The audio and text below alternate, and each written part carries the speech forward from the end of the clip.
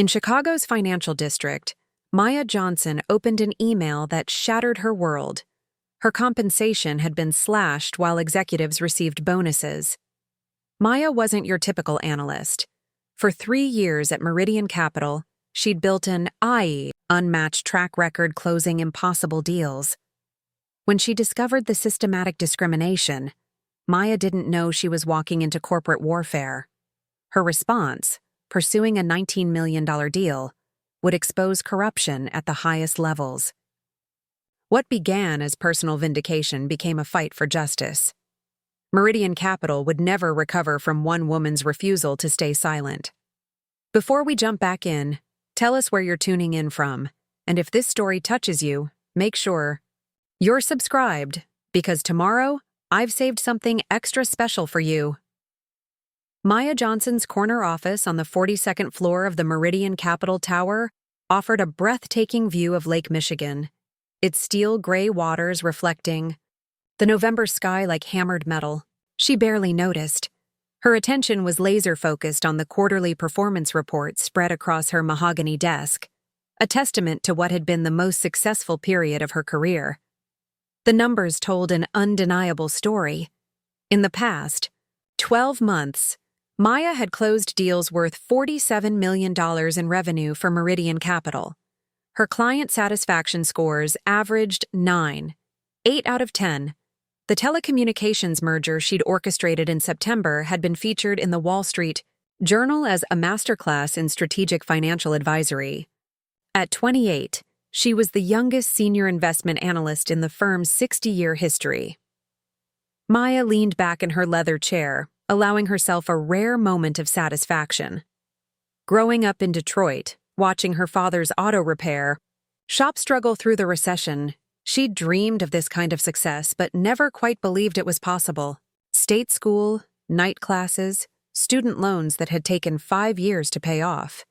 Every step had been a fight. But here she was, living proof that merit could triumph over privilege. Her computer chimed with a new email. Maya glanced at the sender. Human Resources. The subject line read, Important, Q4 Compensation Adjustments. She opened it with casual curiosity, expecting perhaps an announcement about holiday bonuses or year-end reviews. Instead, she found herself reading the same paragraph 3 times, each reading making her stomach drop further. As part of our ongoing commitment to fiscal responsibility and operational efficiency, Meridian Capital will be implementing targeted compensation adjustments across all departments. These measures, recommended by the CFO's office, are designed to balance our budget while maintaining our competitive position in the market. Maya scrolled down to find her name on a list of affected employees. Base salary, reduced by 15%. Performance bonus structure, restructured in a way that effectively eliminated her incentive compensation. The changes would take effect immediately. She stared at the screen, trying to process what she was reading. 15% of her salary, gone. Her bonus structure, which had rewarded her exceptional performance with substantial earnings, gutted. In one email, her income had been slashed by nearly 30%. A knock at her door interrupted her shock. Marcus Webb, Meridian's director of client relations, entered without waiting for permission. His smile was too wide, too pleased, like a cat who'd found a particularly fat mouse. Maya, I trust you've had a chance to review the HR communication? His tone was sickeningly sympathetic, but his eyes betrayed his satisfaction. Maya kept her voice level. I have. I'm curious about the criteria used for these adjustments. Marcus settled into the chair across from her desk, making himself comfortable. Oh, you know how it is. CFO Blackwood ran a comprehensive analysis, budget constraints, departmental efficiency metrics, that sort of thing. Nothing personal. Of course. Of course. Maya's fingers tightened around her coffee mug. And this analysis took into account performance metrics, revenue generation, client satisfaction? Well, naturally, the firm considers many factors beyond just numbers. Team dynamics, collaboration scores, strategic alignment with company, values. Marcus trailed off, his smile becoming more pronounced. Richard, Mr. Blackwood, felt that some adjustments were necessary to maintain departmental harmony. The words hit Maya like a physical blow. Departmental harmony. Strategic alignment. Corporate euphemisms for what was becoming crystal clear. Her success had made her a problem to be solved, not an asset to be rewarded. After Marcus left, Maya sat in stunned silence. The lake outside her window looked darker now, storm clouds gathering over the water. She pulled up the company directory and dialed Sarah Williams in compliance. "Sarah, it's Maya. Do you have a few minutes? I need to ask you something, and it needs to stay between us." 20 minutes later, Sarah appeared at Maya's door, closing it carefully behind her. Sarah Williams had been Maya's closest ally at Meridian since her first day, a former investment banker who'd moved to compliance after witnessing too much corporate corruption. If anyone would tell Maya the truth, it was Sarah. "Show me the email," Sarah said without preamble. Maya turned her laptop screen toward her friend. Sarah's expression grew darker as she read. "Son of a bitch," Sarah muttered. "Maya, I need to tell you something, but you cannot let anyone know where this came from." Maya nodded. "The Executive Compensation Committee met last week. I process the paperwork." Sarah's voice dropped to barely above a whisper. Blackwood approved salary increases for himself and his inner circle, 20% across the board. Morrison got a 40% increase. The words hit Maya like ice water. While her pay was being slashed, the executives were giving themselves substantial raises. The budget balancing was a lie, a convenient fiction to disguise what was really happening. "There's more," Sarah continued. "You're not the first. 3 other high-performing women have left in the past 18 months after similar restructuring. Jennifer Chen from Corporate Development, Lisa Rodriguez from Mergers and Acquisitions, Amy Thompson from Private Equity, all top performers. All suddenly found their positions redundant or their compensation adjusted." Maya felt the pieces clicking into place. This wasn't about budget constraints or departmental efficiency. This was systematic, deliberate, and she was the latest target. That evening, Maya sat in her Lincoln Park apartment, staring at her phone. She'd been trying to work up the courage to call Elena Thompson for the past hour. Elena was a legend. In Chicago finance, the first woman to make partner at a major investment firm in the city. A trailblazer who'd fought battles Maya was just beginning to understand. Finally, she dialed. "Elena Thompson." "Ms. Thompson, this is Maya Johnson from Meridian Capital. I was wondering if I could buy you coffee. I think I need some advice." There was a pause. "Are you the Maya Johnson who closed the Nextel deal?" "Yes, ma'am." "Call me Elena, and yes, we should definitely talk. How about tomorrow morning? There's a cafe on Michigan Avenue called Intelligentsia, 8 o'clock. As Maya hung up, she realized she was no longer just a successful analyst who'd hit a roadblock. She was a woman who'd discovered that in the corporate world, sometimes excellence wasn't enough. Sometimes it made you dangerous. Outside her, apartment windows, Chicago glittered in the darkness, a city of ambition and dreams. Maya had always believed that if you worked hard enough, if you were good enough, the system would reward you. Tonight, for the first time, she wondered if she'd been naive to believe that merit alone could overcome the deeper currents of power and prejudice that ran through the corporate world. Tomorrow, she would begin to learn just how naive she'd been, and just how much she'd have to risk to fight back. The golden cage was beautiful, but it was still a cage. The question now was whether Maya Johnson had the courage to break free, or if she'd allow herself to be pushed out quietly. Another casualty of a system designed to maintain its own equilibrium, regardless of justice or merit. The numbers on Her performance reports hadn't changed, but everything else was about to. The Intelligentsia Cafe on Michigan Avenue buzzed with the morning energy of Chicago's financial district. Maya arrived 10 minutes early, nursing a black coffee and watching the endless stream of suited professionals hurrying past the windows. When Elena Thompson walked through the door at exactly 8 o'clock, Maya recognized her immediately. Not from photos, but from the way every conversation in the cafe seemed to pause for a split second as she passed. Elena was 72, but carried herself like someone half her age. Her silver hair was pulled back in an elegant chignon, and her navy blazer spoke of understated wealth and power. She spotted Maya instantly and approached with the confident stride of someone who'd never had to wonder if she belonged in a room. Maya Johnson. Elena's handshake was firm, her eyes sharp and assessing. "You look like you haven't slept." "I haven't, actually." Maya managed a rueful smile.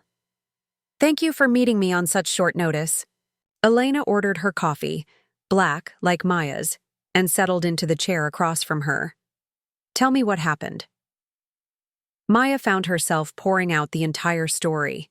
The compensation cuts, Marcus Webb's barely concealed satisfaction, Sarah's revelations about the executive raises and the pattern of high-performing women being pushed out. Elena listened without interruption, her expression growing more serious with each detail. "Show me the email," Elena said when Maya finished. Maya pulled out her phone and handed it over. Elena read the message twice, her lips pressed into a thin line. "Targeted compensation adjustments," she repeated, her voice dripping with disdain. "They're not even trying to be creative anymore. In my day, they at least had the courtesy to come up with better euphemisms. This has happened before?" Elena laughed, but there was no humor in it. "Maya, what you're experiencing isn't new. It's just more sophisticated now. When I was coming up in the 70s and 80s, they didn't bother with budget balancing. They just told you flat out that you were too aggressive, too ambitious, not a culture fit." Maya leaned forward. "What did you do?" "I fought. Sometimes I won, sometimes I lost. But I learned that in this business, success can make you dangerous to people who see the world as a zero-sum game." Elena's eyes narrowed. "Richard? Blackwood is one of those people. You know him?" "I know his type. I've been watching Meridian for years. They have a pattern. Hire talented women, let them prove themselves, then find ways to push them out before they can threaten the existing power structure." Elena paused. "The question is, what are you going to do about it?" Maya felt something shift inside her chest, not quite resolve, but the beginning of it. "I'm not sure yet, but I know I can't just accept this." Elena smiled for the first time since sitting down. "Good, because I have a feeling this is about to get much more interesting." After Elena left, Maya returned to Meridian with a new sense of purpose. If there was a pattern, she was going to document it. If this was systematic, she was going to prove it. Back in her office, Maya pulled up the company database and began her investigation. Using her analyst skills, she traced employment records, compensation data, and promotion patterns over the past 5 years. What she found made her stomach turn. Jennifer Chen, hired as a rising star in corporate development, promoted twice. In 3 years, then suddenly deemed not strategic enough, and encouraged to seek opportunities elsewhere after her salary was frozen for 2 consecutive years. Lisa Rodriguez, brought in to head the new Mergers and Acquisitions division, closed 4 major deals in 18 months, then had her team restructured under Marcus Webb's supervision before eventually leaving for a competitor. Amy Thompson, the most successful analyst in private equity, consistently outperformed male colleagues, then found herself excluded from key meetings and ultimately pushed out when her position was eliminated due to redundancy. Each story followed the same pattern: initial success, rapid advancement, then systematic undermining disguised as corporate efficiency measures. And each time, Their responsibilities had been absorbed by less capable, but more politically, connected male colleagues. Maya printed out the data and created a comprehensive analysis. The pattern was undeniable. Meridian Capital had been systematically pushing out high-performing women for years, always with plausible corporate explanations that would hold up to legal scrutiny. Her phone buzzed with a text from her brother. "Michael, heard from Mom you're having work troubles. Call me when you can." Maya sighed and dialed his number.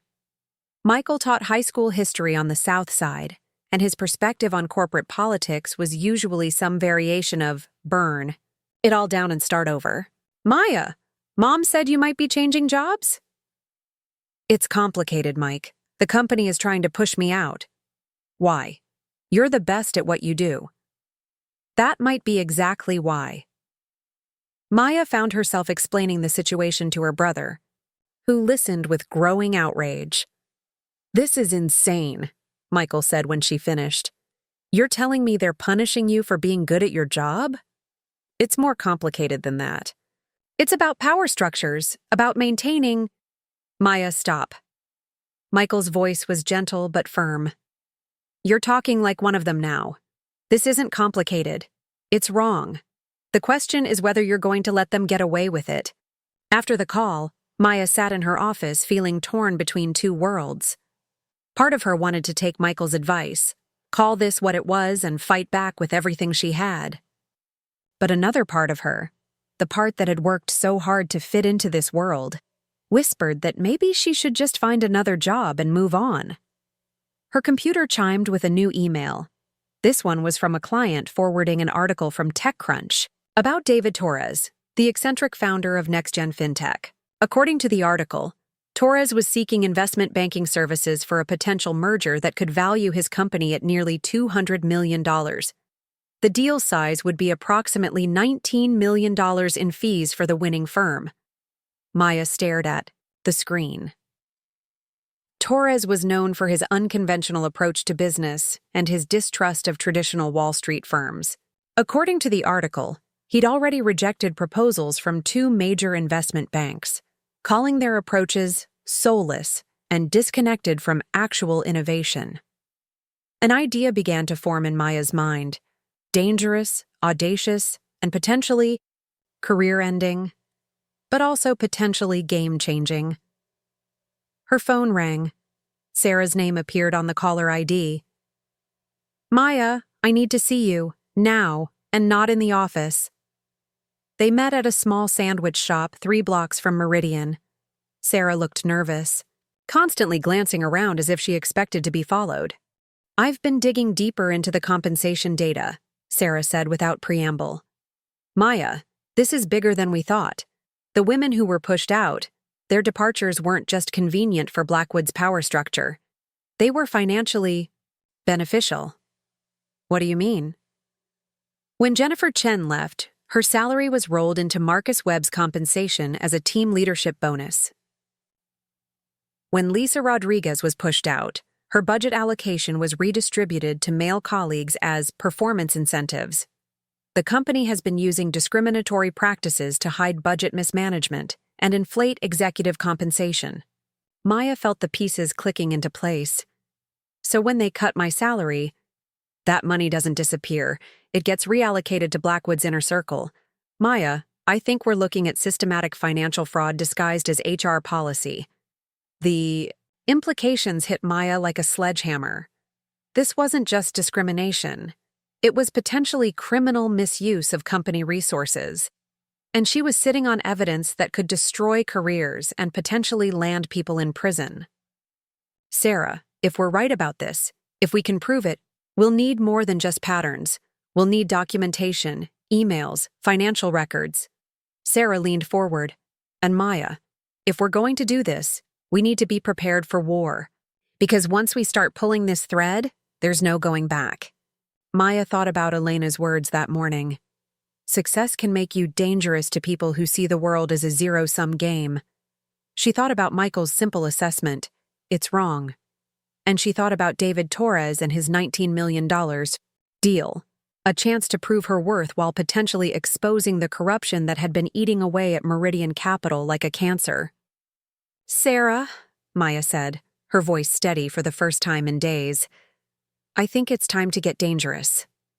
As they walked back toward Meridian's towering glass facade, Maya felt the last of her illusions about corporate meritocracy crumbling away. The system wasn't broken. It was working exactly as designed, benefiting those who already had power while systematically excluding those who threatened to upset the balance. But Maya Johnson had spent her entire life defying systems that told her she didn't belong. And now, armed with evidence and allies, she was about to discover just how far she was willing to go to fight back. The price of truth, she was learning, was everything she'd worked so hard to build. The question was whether she had the courage to pay it. Maya stared at her computer screen for 20 minutes before she found the courage to pick up the phone. David Torres's direct line was listed in the TechCrunch article, a move that was either incredibly trusting or a calculated test of who was bold enough to call. Maya suspected it was the latter. She dialed before she could change her mind. "Torres." His voice was younger than she'd expected, with a slight Texas drawl. "Mr. Torres, this is Maya Johnson from Meridian Capital. I read about your expansion. Plans in TechCrunch, and I believe we should talk." There was a pause. "Meridian Capital. Aren't you the same firm that sent me a 40-page proposal filled with buzzwords and no actual substance?" Maya's heart sank. Someone had already pitched Torres, probably Marcus Webb or one of Blackwood's chosen analysts. "I'm not familiar with that proposal, Mr. Torres. I'm calling because I've spent the last 3 hours researching next-gen fintech, and I think whoever wrote that proposal didn't understand what you're actually building." Another pause, longer this time. "Go on." "You're not just creating another fintech platform, you're building a democratization engine, technology that could eliminate the traditional gatekeepers in financial services entirely. The merger you're considering isn't about growth capital. It's about acquiring the regulatory infrastructure you need to scale without compromising your core mission." Silence stretched across the line. Maya held her breath. "Maya Johnson," Torres said. "Finally. What's your background?" "Detroit working class, state school, 3 years at Meridian. I've closed $47 million in deals this year, and I've never had a client leave unsatisfied. And you just called me directly, bypassing whatever corporate hierarchy sent me that piece of garbage proposal." "Yes, sir." Torres laughed, a genuine sound that reminded Maya why she'd gone into finance in the first place. Not for the politics or the prestige, but for moments like this when two people recognized each other's authenticity. "Maya Johnson, you've got stones. Come see me tomorrow. 2 o'clock, my office in River North. And Maya, don't bring any 40-page proposals. Bring yourself and a legal pad." As Maya hung up, she felt a mixture of exhilaration and terror. She'd just committed the cardinal sin of corporate finance, going around the established process to contact a major client directly. If Blackwood found out, it would give him all the ammunition he needed to destroy her career. But if she could, land Torres. "Maya." The voice behind her made her jump. Marcus Webb stood in her doorway, his smile more predatory than usual. "I just heard the most interesting thing. Someone told me you've been making unauthorized client contacts." Maya's blood turned to ice. "I'm sorry." "David Torres. Ring a bell?" Marcus stepped into her office and closed the door behind him. "His assistant called to confirm your meeting tomorrow. Apparently, she wanted to make sure we had you on the approved contact list for next-gen fintech." Maya forced herself to remain calm. "I reached out to Mr. Torres after seeing the TechCrunch article. I thought Meridian should be in the conversation. Without clearing it through me? Without following established protocols?" Marcus settled into the chair across from her desk. "Maya, this kind of cowboy behavior is exactly why your compensation needed adjustment. You don't play well with the team. The team that sent him a 40-page proposal he called garbage?" Marcus's smile faltered. Excuse me? Torres mentioned that someone from Meridian had already pitched him.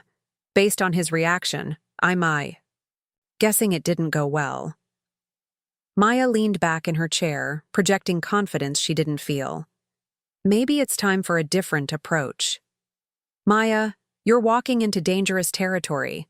Richard, Mr. Blackwood, isn't going to appreciate this kind of insubordination. I'd strongly suggest you call Torres back and cancel that meeting. Or what? Marcus stood up slowly. Or you might find that your employment situation becomes even more challenging. After he left, Maya sat in stunned silence. The threat was barely veiled.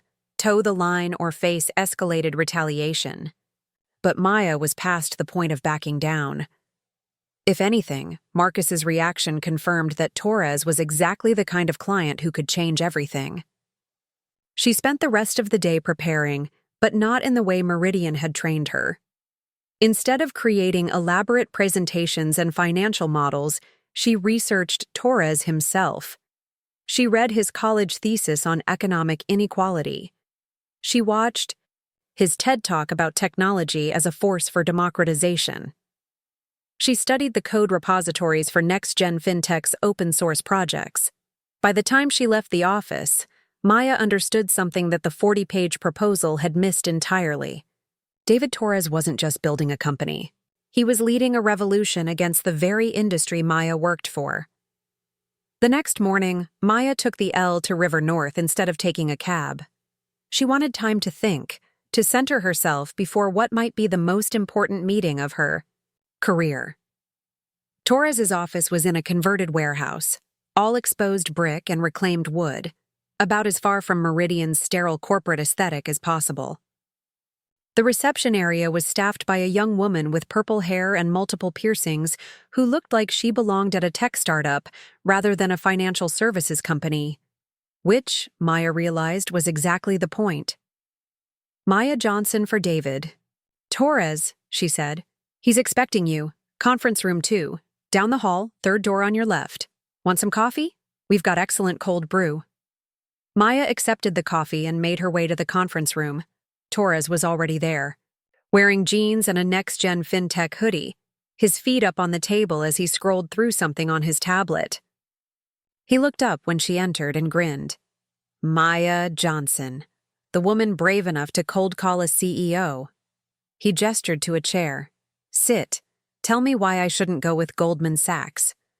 Because Goldman Sachs will try to change you to fit their model instead of building a strategy around who you already are. Maya set down her legal pad and looked Torres in the eye. They'll want to make next-gen fintech look like every other fintech company because that's what they know how to sell. But you're not every other fintech company. Keep going. You're trying to eliminate financial services middlemen, but you need those same middlemen to help you scale. It's the classic revolutionary's dilemma. How do you use the masters? Tools to dismantle the master's house? Torres put down his tablet. I'm listening. For the next hour, Maya laid out her understanding of next-gen fintech's mission and the strategic challenges Torres faced. She talked about regulatory capture, about the ways established players protected their market positions, about the careful balance between principled innovation and practical growth. The merger you're considering, Maya said, it's not about the technology or the user base. You need their regulatory relationships and their compliance infrastructure. But you're worried that bringing in traditional financial services DNA will corrupt your mission. Exactly. Torres leaned forward. So what's your solution? Structure the deal as an asset acquisition, not a merger. You get what you need, the regulatory framework and compliance systems, without taking on their corporate culture or decision-making processes. It's more complex legally, but it preserves your autonomy while giving you the infrastructure to scale. Torres was quiet for a long moment. Then he started laughing. Maya Johnson, do you have any idea how many investment banks have pitched me in the past 6 months? I'm guessing quite a few. 14? 14 different firms, all with the same basic approach. Traditional merger structure, traditional valuation models, traditional everything. You're the first person who understood that this isn't about maximizing short-term returns. It's about building something that can actually change the world. Maya felt her heart racing. Does that mean? It means I want to work with you. But Maya, I need to ask you something, and I need you to be completely honest. Torres's expression grew serious. Are you speaking for Meridian Capital, or are you speaking for yourself? The question hit Maya like a physical blow. She thought about Marcus Webb's threats, about Blackwood's systematic campaign to push her out, about the toxic culture that had turned her success into a liability. Right now, she said carefully, I'm speaking for myself, but I believe I can bring Meridian along. Torres nodded slowly. Fair enough. Here's what I'm going to do. I'm giving you 2 weeks to put together a preliminary proposal based on what we discussed today. If I like what I see, we move forward. But Maya, and this is important, I want to work with you, not with some committee of suits who'll try to turn this into a cookie-cutter deal. As Maya walked back to the L station, her mind was racing. She'd done it. She'd landed a meeting with David Torres and potentially secured the biggest deal of her career. But she'd also painted a target on her back that would be visible from space. By the time she reached Meridian's offices, word of her meeting had already spread. She could see it in the way conversations stopped when she passed, in the sideways glances from colleagues who'd previously treated her as an ally. Her phone buzzed with a text from Sarah. Blackwood wants to see you. Now. His office. Maya took a deep breath and headed for the elevator. The war Marcus had warned her about was beginning, and she'd just fired the opening shot. The question now was whether she had the ammunition to survive the return fire. As the elevator climbed toward Blackwood's floor, Maya thought about Torres's question. Was she speaking for Meridian or for herself? The answer was becoming clearer with each passing hour. She was speaking for herself. And maybe, if she was, very lucky and very smart, that would be enough. Richard Blackwood's corner office occupied the entire northeast corner of Meridian's 52nd floor, with floor-to-ceiling windows offering commanding views of both the lake and the city. Maya had been in this office exactly 3 times in her career at Meridian, twice for company-wide meetings, and once to receive a commendation for the Nextel deal. Today felt different. Preparing and narrating this story took us a lot of time, so if you are enjoying it, subscribe to our channel. It means a lot to us. Now back to the story. Blackwood didn't look up when she entered. He was studying something on his computer screen, his salt and pepper hair perfectly styled, his Armani suit immaculate despite the late hour. Everything about him projected control. From his expensive watch to the way he kept Maya waiting in silence for 30 seconds that felt like 30 minutes. Maya. He finally looked up, his smile not reaching his eyes. Please, sit down. Maya took the chair across from his desk, the same one she'd sat in 6 months ago when he'd praised her exceptional contribution to Meridian's success. The irony wasn't lost on either of them. I understand you had an interesting day, Blackwood said, leaning back in his leather chair. Unauthorized client contact, circumventing established protocols, making commitments on behalf of the firm without proper approval. I identified a business opportunity and pursued it, Maya replied evenly. I thought that was what we were supposed to do. Blackwood's smile widened, but his eyes remained cold. Maya, Meridian Capital has survived and thrived for 60 years because we understand the importance of process, hierarchy, and teamwork. Individual glory-seeking is antithetical to our culture. Is closing a $19 million deal individual glory-seeking? It is when it's done in defiance of corporate structure. Blackwood stood and walked to the windows, his hands clasped behind his back.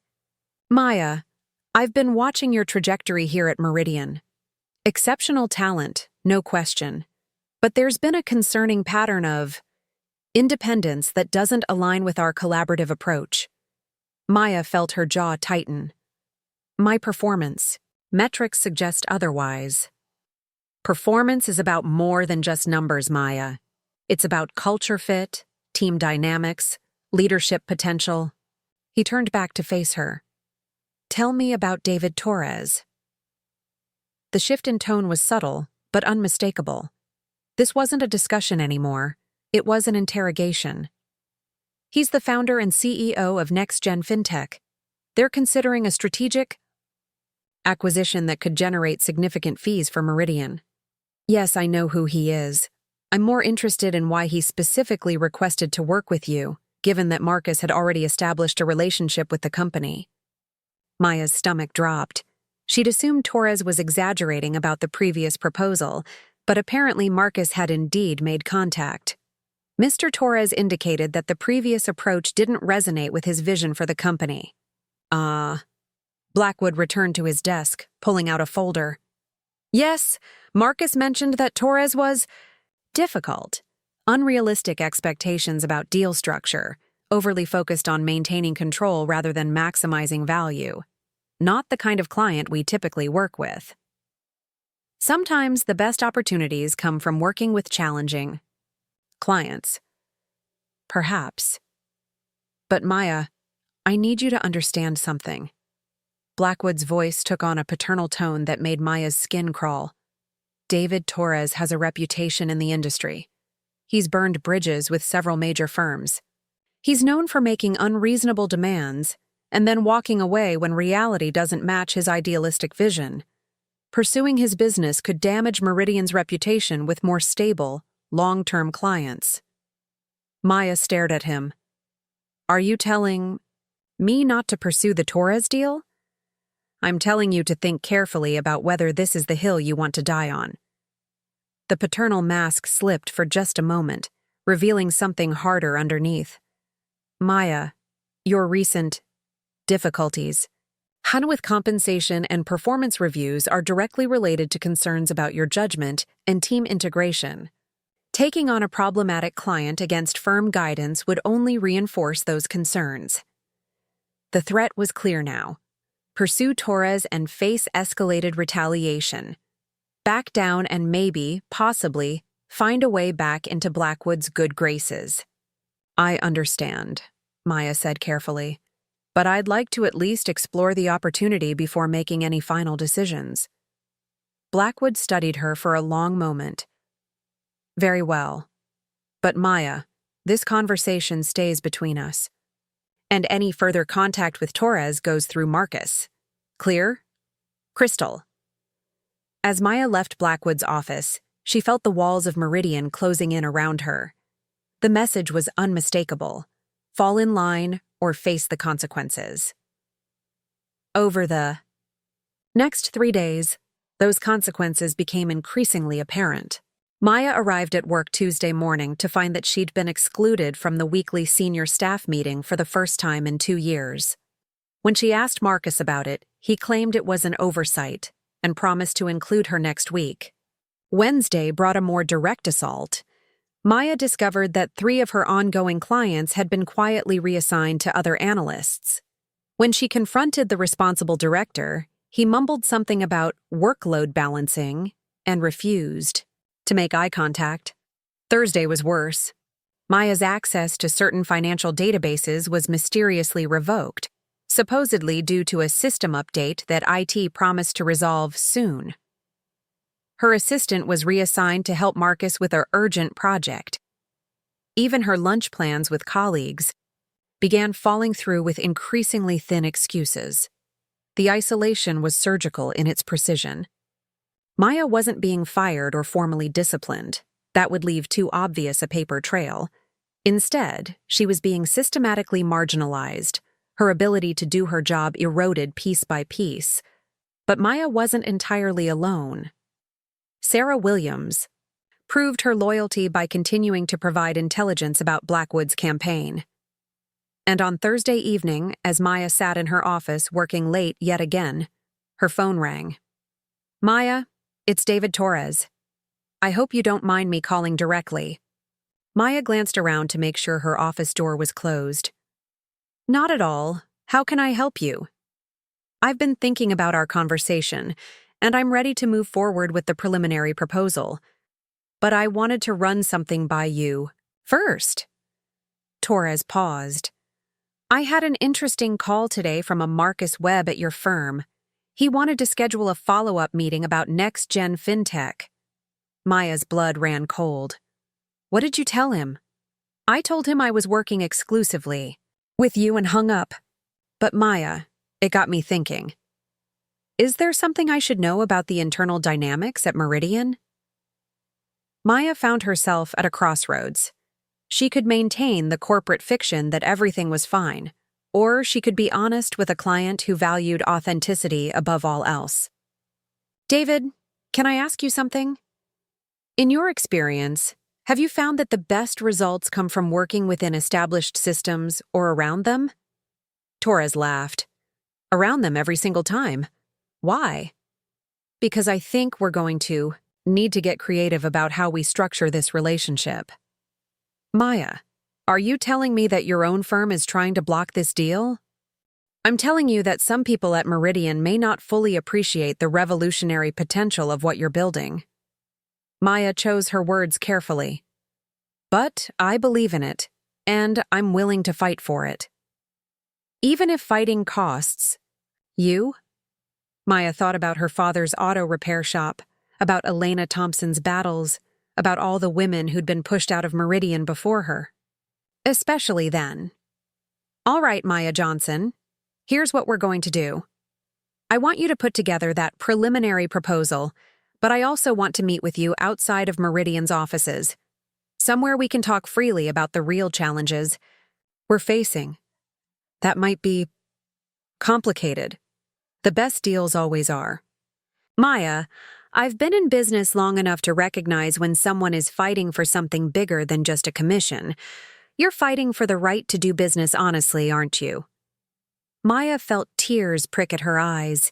In 3 days of corporate warfare, no one had asked her what she was really fighting for. Yes, I think I am. Then we're fighting for the same thing. I'll be in touch with the details. As Maya hung up, she realized that her battle with Blackwood had evolved into something larger. This wasn't just about her career anymore. It was about whether someone like Torres could find authentic partners in the traditional financial world, whether someone like her could survive by refusing to compromise their principles. Her computer chimed with an email from CEO James Morrison's office. The subject line read, Quarterly Review Meeting, Friday, 3 p.m. Maya stared at the message, her pulse quickening. Morrison wanted to see her.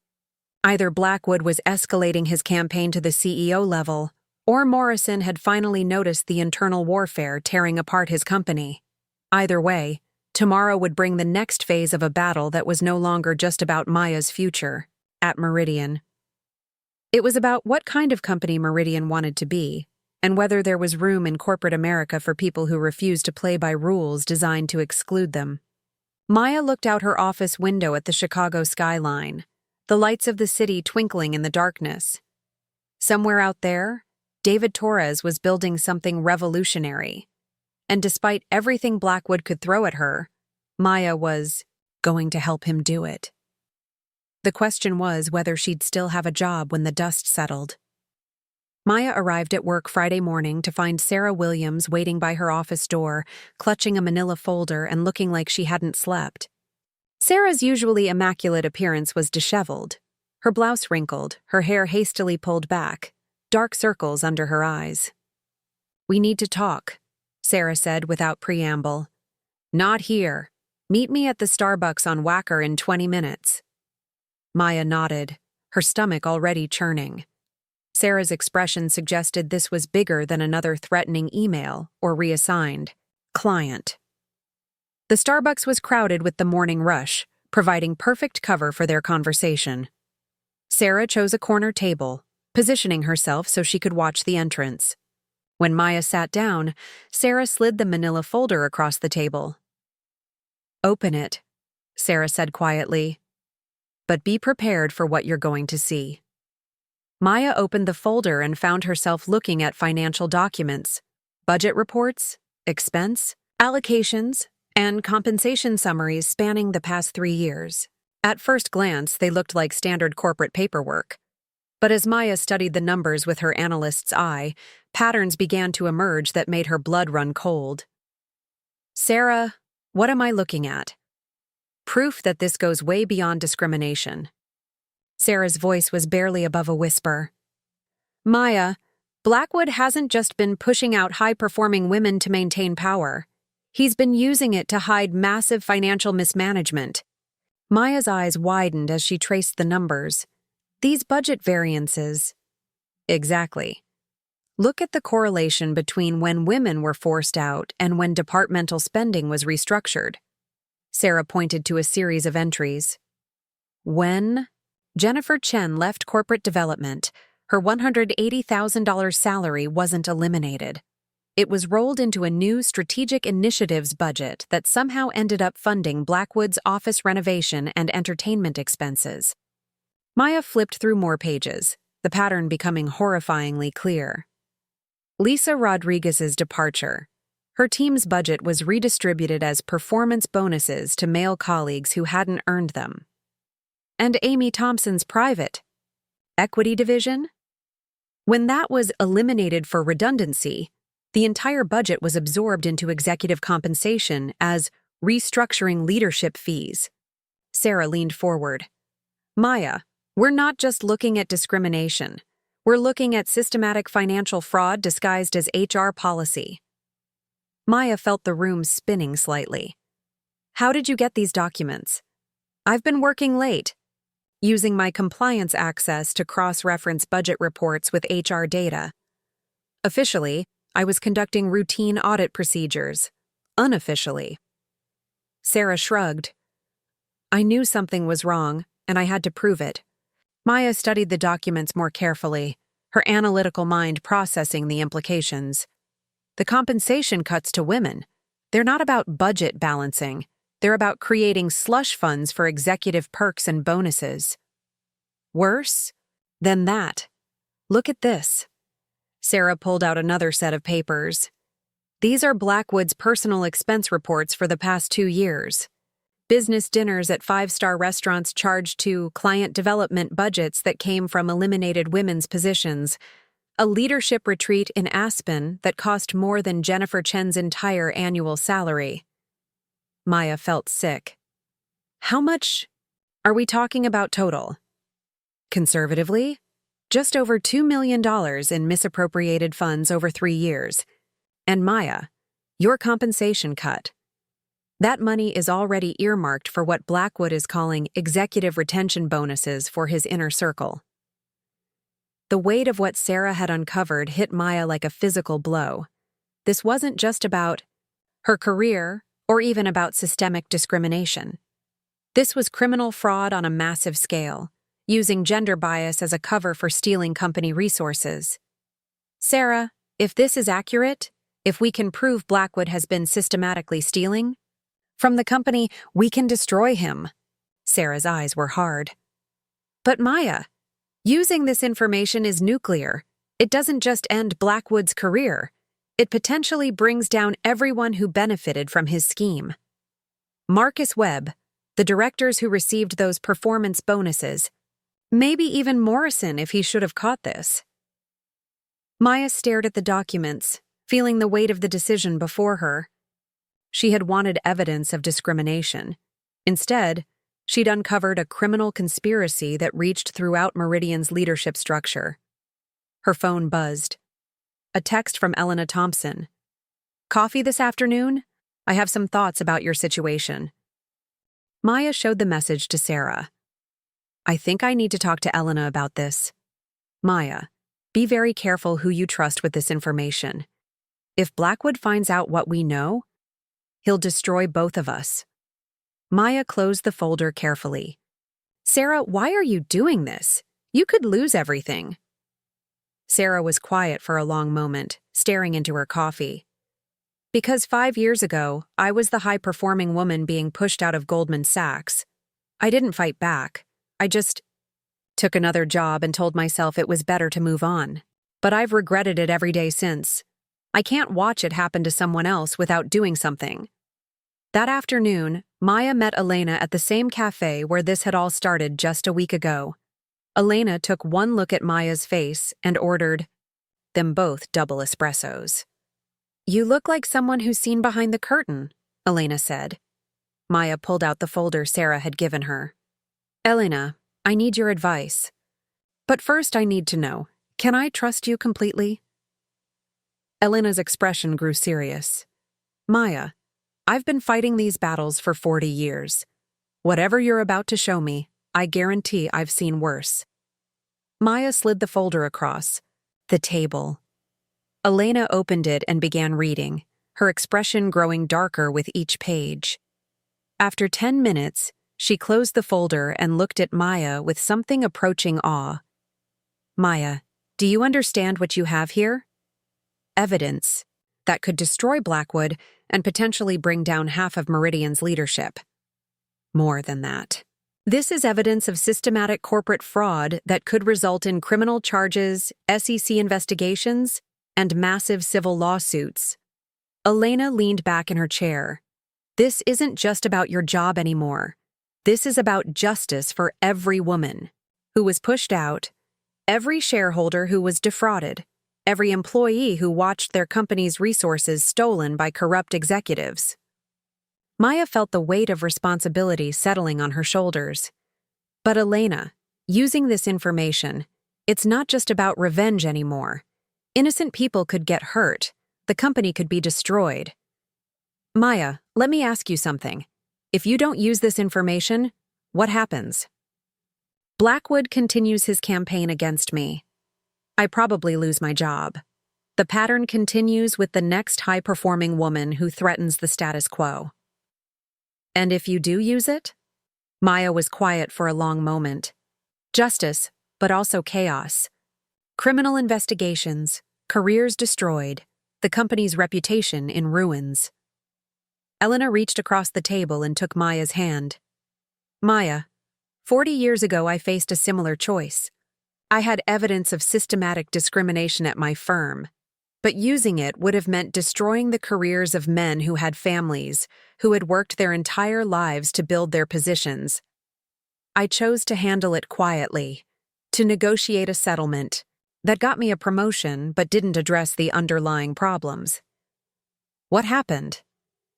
The discrimination continued. More women were pushed out. The firm maintained its toxic culture for another 20 years until a class action lawsuit finally forced change. Elena's grip tightened. Maya, sometimes the right choice isn't the easy choice. Sometimes justice requires courage to burn down a corrupt system, even when innocent people might get hurt in the process.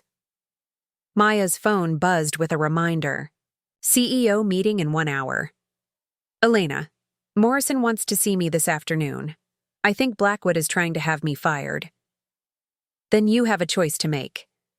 Do you walk into that meeting as a victim pleading for her job? Or do you walk in as someone who holds the power to expose the truth? As Maya walked back to Meridian, she felt the folder's weight in her briefcase like a loaded weapon.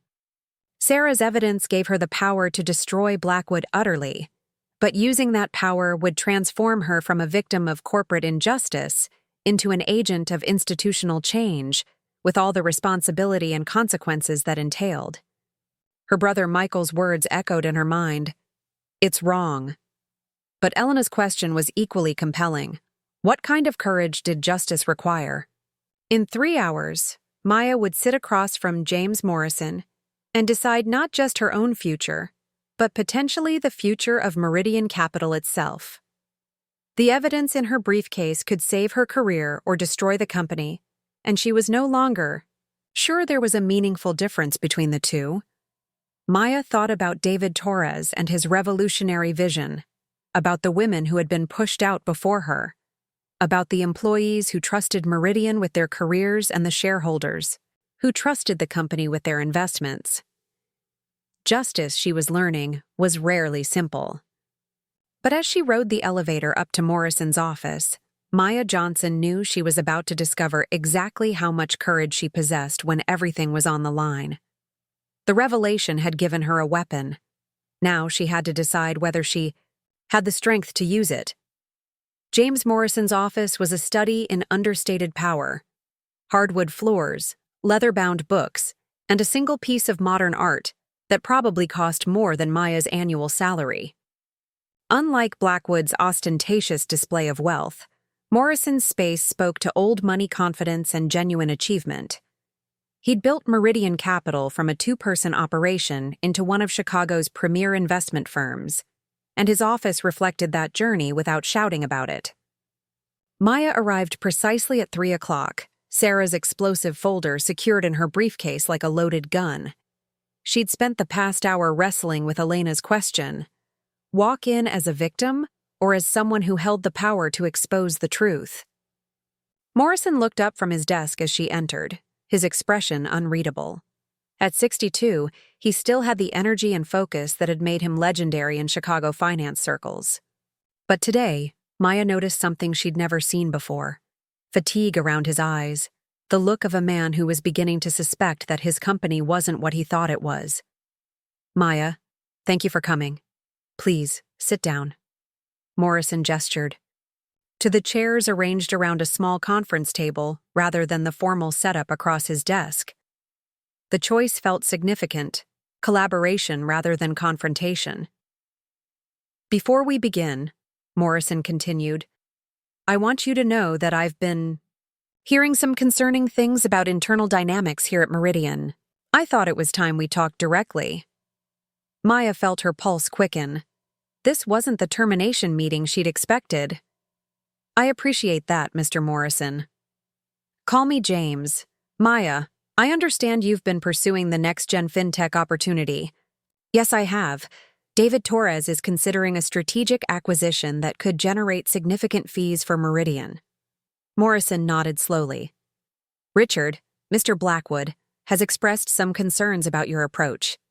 He seems to think Torres is a difficult client who might not be worth the effort."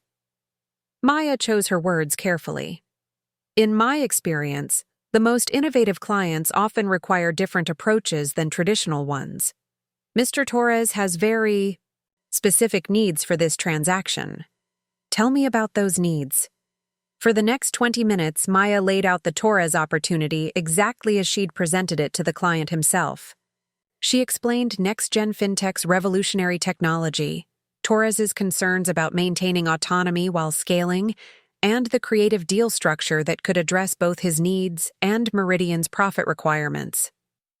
Morrison listened intently, occasionally asking probing questions that revealed both his business acumen and his growing interest in the opportunity. "This asset acquisition structure," Morrison said when she finished, "it's more complex than a traditional merger, but the fee potential is actually higher if we can execute it properly." "Exactly. And Mr. Torres has indicated he wants to work exclusively with Meridian if we can demonstrate we understand his vision." Morrison was quiet for a moment, studying Maya with the intense focus that had made him legendary among Chicago dealmakers. "Maya, help me understand something. Richard tells me that Torres specifically requested to work with you, despite our usual protocols for client engagement. Is that accurate?" This was the moment of truth. Maya could downplay her end run around corporate hierarchy, or she could be honest about why it had been necessary. "Yes, that's accurate. Mr. Torres had received a previous proposal from Meridian that didn't resonate with his objectives. When I contacted him directly, he appreciated the different approach." "And what was different about your approach?" Maya took a deep breath. "I focused on understanding his mission rather than trying to fit him into our standard deal templates. Mr. Torres isn't just building another fintech company. He's trying to democratize financial services. He needed an advisor who understood that the deal structure should support his values, not just maximize short-term returns." Morrison leaned back in his chair, his expression thoughtful. "Maya, I'm going to ask you a direct question, and I need a direct answer. Do you believe Richard's concerns about Torres are based on legitimate business considerations, or is there something else going on? The question hung in the air like a challenge. Maya felt the weight of Sarah's evidence in her briefcase, the power to expose everything with a single decision. But she also remembered Elena's words about justice requiring courage. James, may I ask you a question first? Morrison raised an eyebrow but nodded. In your experience building Meridian, have you found that the best opportunities often come from clients who challenge conventional thinking? Every single time, Morrison said without hesitation. The biggest deals, the most profitable relationships, they've all come from clients who forced us to innovate. Then, I think you can answer your own question about Mr. Torres. Morrison studied her for another long moment. Then, to Maya's surprise, he smiled. Richard said you were difficult. He was wrong. You're just uncompromising about excellence, and some people confuse that with being difficult. Before Maya could respond, Morrison's phone buzzed. His assistant's voice came through the speaker. Mr. Morrison, I have David Torres online. 2. He says it's urgent and he needs to speak with you about the next-gen fintech engagement. Morrison looked at Maya with raised eyebrows. Did you know he was calling? No, but Mr. Torres does tend to be direct in his communications. Morrison picked up the phone. David, this is James Morrison. I understand you wanted to discuss the next-gen fintech opportunity. He listened for a moment, his expression growing more serious. I see. Yes, Maya Johnson is here with me now. Would you like me to put you on speaker? Maya's stomach dropped. Whatever Torres was calling about, it was happening in real time, with Morrison listening. David, you're on speaker with Maya and myself. Torres's voice filled the room, carrying his characteristic blend of charm and steel. James, I appreciate you taking my call. I wanted to discuss the next-gen fintech engagement, but first I need to address something that happened this afternoon. Morrison shot a glance at Maya. Go ahead. I received another call from a Marcus Webb at your firm. This is the second time someone from Meridian has contacted me despite my clear instruction that I'm working exclusively with Maya Johnson. When I explained this to Mr. Webb, he suggested that Maya might not have the authority to handle a transaction of this magnitude, and that senior leadership, his words, should be involved. Maya felt her face burning with embarrassment and anger. Marcus hadn't just tried to undermine her, he'd done it directly with the client. Morrison's expression darkened. David, I apologize for any confusion. Can you tell me exactly what Mr. Webb said? He implied that Maya was operating outside her authority and suggested that her recent performance reviews raised questions about her judgment. He offered to take over the engagement personally, under Richard Blackwood's supervision. The silence in Morrison's office was deafening. Maya watched the CEO's face transform from professional courtesy to genuine anger. David, Morrison said, his voice carefully controlled, let me be absolutely clear. Maya Johnson has my full authority to handle your engagement. Anyone who suggests otherwise is not speaking for Meridian Capital or for me personally. I appreciate that, James. But I need to ask, is there some kind of internal conflict at Meridian that I should be aware of? Because from my perspective, it looks like your firm is fighting with itself instead of focusing on serving clients. Maya held her breath. This was the moment when Morrison would either support her fully or find a way to smooth things over while quietly removing her from the situation. Morrison was quiet for several seconds that felt like hours. When he spoke, his voice carried the authority that had built Meridian into a powerhouse. David, you're right to be concerned. It appears we have some internal issues that need to be addressed immediately. Maya will continue as your primary contact, and I'll personally ensure that there are no further interruptions from other members of our team. Thank you, James. Maya, I'll expect your preliminary proposal by end of next week. And Maya? After what happened today, I'm more convinced than ever that you understand what I'm trying to build here. After Torres hung up, Morrison sat in silence, his fingers steepled in front of him. Maya could practically see him processing the implications of what had just happened. "Maya," he said finally, "I think it's time you told me what's really going on at my company." Maya felt the moment crystallize around her. She could continue playing it safe, or she could trust Morrison with the truth that would change everything. "James, before I answer that, I need to ask, are you prepared to hear things that might fundamentally change how you see Meridian Capital?" Morrison's eyes sharpened. "Maya, I built this company on the principle that excellence should be rewarded and mediocrity should be eliminated. If there are people undermining that principle, I need to know." Maya reached into her briefcase and pulled out Sarah's folder. "Then we need to talk about more than just internal conflicts. We need to talk about systematic fraud." As she placed the folder on Morrison's conference table, Maya felt the last of her bridges to the old Meridian burning behind her.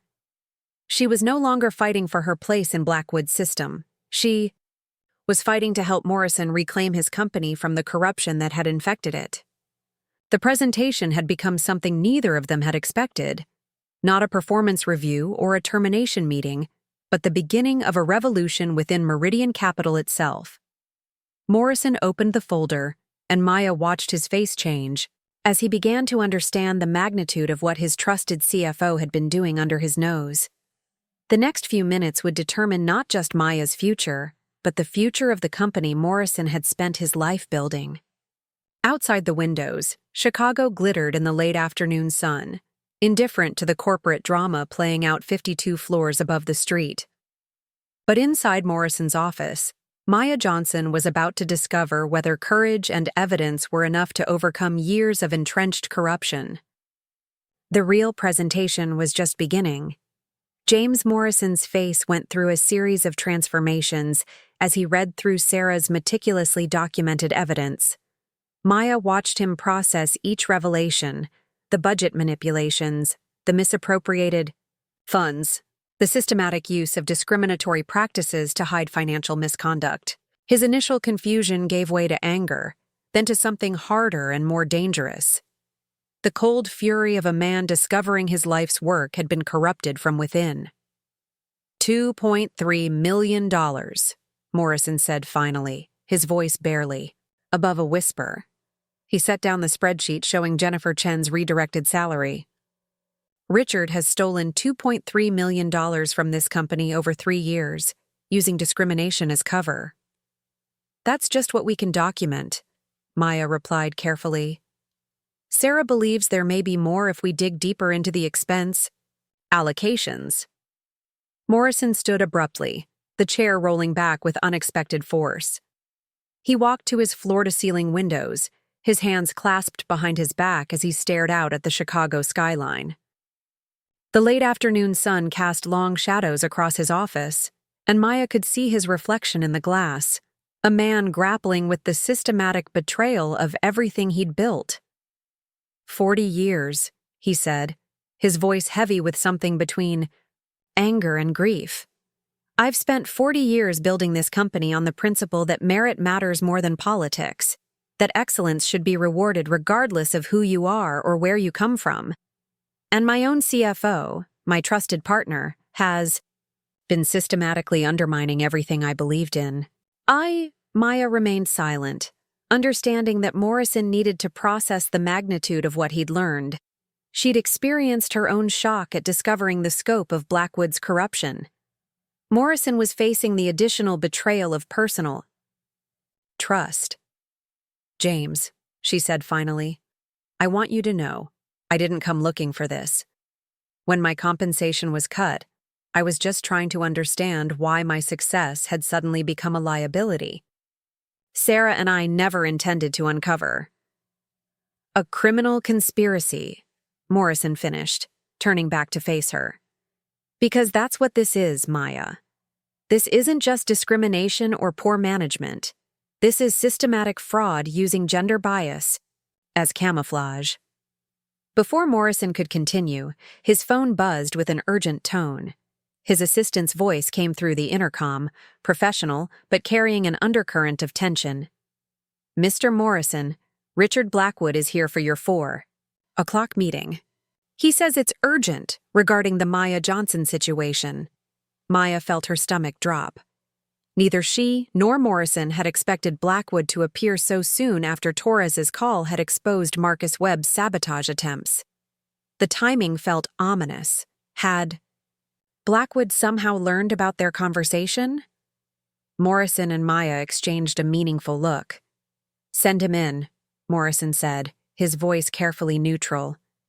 He moved back to his desk but remained standing, a subtle power play that Maya recognized. "Maya, stay. I want you to hear this conversation." Maya moved to the conference table, positioning herself where she could see both men clearly. She felt like a spectator at her own trial, except now she held evidence that could destroy the prosecutor. Richard Blackwood entered the office. With his usual commanding presence, his Armani suit impeccable, his silver hair perfectly styled. But Maya noticed something different in his demeanor, a barely perceptible tension around his eyes, a slight stiffness in his shoulders that suggested he sensed the changed dynamics, even if he didn't understand them yet. His gaze flickered to Maya with obvious displeasure before focusing on Morrison. "James, I thought we should discuss the Maya situation before it escalates further. I understand Torres called you directly. Highly irregular client behavior that reinforces my concerns about working with him." Morrison remained standing, his posture conveying authority in a way that made Blackwood's seated position seem diminished. "Richard, before we discuss David Torres, I'd like you to explain something to me. I've been reviewing some budget allocations, and I have questions about how we've handled departmental restructuring over the past few years." Maya saw it. The slight hesitation in Blackwood's response, barely a fraction of a second, but enough to confirm that he recognized potential danger. His smile remained fixed, but something shifted behind his eyes. "Of course, James. Which specific allocations concern you?" Blackwood's voice carried its usual smooth confidence, but Maya detected a subtle probing quality, as if he were trying to determine how much Morrison knew. Morrison picked up Sarah's folder with deliberate slowness. "Let's start with the corporate development restructuring when Jennifer Chen left. Her salary line item, where exactly did that money go?" "Standard reallocation procedures," Blackwood replied without missing a beat. "The funds were redistributed to support strategic initiatives and performance incentives for remaining team members, all properly documented through HR and accounting protocols." "Strategic initiatives." Morrison's tone was neutral, giving nothing away. "Such as?" Maya watched Blackwood's jaw tighten almost imperceptibly. Years of reading clienteles in high-stakes negotiations had taught her to spot micro-expressions, and Blackwood was definitely calculating his response. "Office improvements, technology upgrades, client development activities, the usual operational expenses that support firm growth and efficiency." His answer was polished, clearly something he'd explained before to justify questionable expenditures. Morrison opened the folder and pulled out one of Sarah's most damning documents, a detailed breakdown of Jennifer Chen's salary reallocation. "Richard, this analysis shows Jennifer Chen's $180,000 salary being reallocated to a strategic initiatives budget that funded a $75,000 office renovation for your executive suite, $45,000 in entertainment expenses at restaurants where no documented client meetings occurred, and $60,000 in leadership development activities that appear to be personal travel to Aspen and Martha's Vineyard." The silence in the room was suffocating. Maya could almost hear Blackwood's mind racing, trying to determine how much Morrison knew, and calculating the best strategy to minimize damage. She watched his face cycle through micro-expressions, surprise, calculation, and finally, a hardening resolve. "James, I think there may be some confusion about how these budget categories work in practice." Blackwood's voice remained steady, but Maya caught a slight shift in tone. Less smooth confidence, more careful explanation. Many of those expenses were legitimate business activities that support the firm's strategic objectives. The office renovation enhanced our ability to host important clients. The entertainment expenses were for business development that doesn't always result in immediately documented meetings. The leadership development investments stop. Morrison's voice cut through Blackwood's explanation like a blade, sharp and final. Richard, I've been reviewing 3 years of budget data with our compliance officer. The pattern is unmistakable. Every time a high-performing woman left this company, her compensation was redirected to fund executive perks and bonuses for your inner circle. Blackwood's carefully maintained composure finally showed real cracks. His eyes flicked to Maya with undisguised hostility before returning to Morrison. James, you need to be very careful about making serious accusations based on incomplete information. Maya has clearly been feeding you a selective interpretation of standard corporate accounting practices, and frankly, her recent behavior suggests someone with an agenda rather than legitimate concerns. Morrison's expression hardened. Are you suggesting Maya fabricated financial documents from our own accounting system? I'm suggesting that someone with a personal grievance might present standard practices in a deliberately misleading way. Blackwood leaned forward slightly, his voice taking on a tone of concerned advisor. Maya has been increasingly difficult. Since her performance review, insubordinate, unwilling to follow established protocols, resistant to feedback. Now she's apparently trying to create conspiracy theories to justify her own professional shortcomings. Maya felt her anger flare white-hot, but Morrison held up a subtle hand before she could respond, a gesture that somehow conveyed both support for her and a request for patience. Richard, these documents weren't compiled by Maya, Morrison said, his voice dangerously quiet. The threat was unmistakable, and Blackwood's response revealed the man behind the polished facade. His charm evaporated, replaced by something calculating and dangerous. James, you need to consider the bigger picture here. Maya Johnson has become a genuinely disruptive force in this organization. Her compensation adjustment was based on legitimate performance and cultural integration concerns documented through proper HR channels. Her behavior since then has only confirmed that those concerns were completely justified. Morrison's voice dropped to a tone Maya had never heard from him, controlled fury barely held in check. What specific performance concerns? Team integration difficulties, persistent problems following established protocols, a concerning tendency toward individual glory-seeking rather than collaborative problem-solving. Blackwood's response was smooth and clearly rehearsed, suggesting he'd been building this case for months. Maya may be technically competent in deal execution, but she's demonstrated repeatedly that she's not a cultural fit for Meridian's collaborative leadership model. Maya couldn't maintain silence any longer. The injustice of being characterized as a poor performer when her results spoke for themselves was too much to bear. Richard, my performance metrics speak for themselves, she said, her voice steady, despite her anger. 47 million in closed deals this year, perfect client satisfaction scores across every engagement, and the only protocol violations you can cite involve pursuing opportunities that you actively tried to block for reasons that had nothing to do with business merit. Blackwood turned to face her directly for the first time since entering the office, his expression shifting from dismissive to openly hostile. Maya, your recent behavior pattern, contacting clients without proper authorization, conducting meetings without appropriate supervision, and now apparently coordinating unauthorized financial investigations, demonstrates exactly the kind of serious judgment and authority problems we've been documenting. You mean the kind of judgment that successfully landed the Torres deal despite your systematic attempts to sabotage it? The Torres deal. Blackwood's composure finally cracked completely, his voice rising with genuine anger.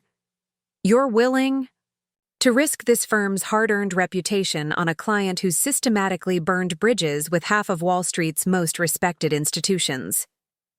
David Torres is industry famous for impossible demands, unrealistic expectations, and abandoning deals when reality doesn't match his idealistic fantasies. Working with him will inevitably damage our carefully cultivated relationships with serious, long-term institutional clients. Morrison had been watching this exchange with growing intensity, and Maya could see him reaching a decision. When he spoke, his voice carried absolute finality. "Richard, you're terminated immediately." The words hung in the air like a physical blow. Blackwood stared at Morrison as if he'd been slapped, his face cycling through disbelief, shock, and finally, cold fury. "James, you cannot be serious. You're going to destroy your own CFO based solely on the word of a disgruntled employee with obvious personal motivations and some questionable interpretation of routine financial documents? I'm terminating you based on documented evidence of systematic fraud, deliberate discrimination, and gross violation of your fiduciary duties to this company and its shareholders." Morrison's voice carried the weight of 40 years of business leadership. "Security will escort you from the C building within the hour. Your access to all company systems and facilities is revoked immediately. Our legal department will be coordinating with law enforcement regarding the criminal investigation we'll be initiating." Blackwood's face went through a series of expressions, shock giving way to calculation, then to something Maya recognized as dangerous desperation. When he spoke again, his voice carried a threat that made the hair on her arms stand up. "James, if you pursue this reckless course of action, you'll destroy yourself and this company right along with me. The scrutiny, the investigations, the media attention, it will tear apart everything you've built over 4 decades. And for what? Is Maya Johnson really worth that level of risk to your legacy?" Morrison walked around his desk to face Blackwood directly, and Maya saw in his posture the steel that had built Meridian Capital from nothing into a Chicago powerhouse. "Richard, this stopped being about Maya Johnson the moment I learned about your systematic theft from this company. This is about what kind of institution Meridian Capital is going to be moving forward, and it's absolutely not going to be one where executives steal from shareholders while deliberately destroying our most talented employees to hide their crimes." The door opened and 2 security guards entered, clearly having been summoned during the conversation. As they escorted Blackwood from the office, he turned back to Maya with a look of pure hatred. "This isn't over," he said quietly, but his words carried clearly across the office. As the door closed behind them, Maya felt a mixture of vindication and trepidation. She'd won this battle decisively, but she understood that Blackwood's parting threat wasn't empty bravado. Destroying a CFO would bring intense scrutiny to Meridian that could damage everyone associated with the company. Morrison seemed to read her thoughts. He returned to his desk, looking suddenly older, the weight of his decision settling on his shoulders. "Maya, I know this creates serious complications for the company. There will be investigations, media, attention, probably lawsuits. But some principles are more important than short-term convenience or even long-term business considerations." "What happens now?" Maya asked. Morrison was quiet for a long moment, staring out at the Chicago skyline, where the sun was beginning to set. "Now we prove that doing the right thing was worth the cost. We conduct a full forensic audit, implement new oversight and accountability procedures, and demonstrate that Meridian Capital genuinely stands for integrity and excellence." He looked up at Maya. "And you finish the Torres deal brilliantly. Show the world that this company identifies and rewards true talent, not political maneuvering."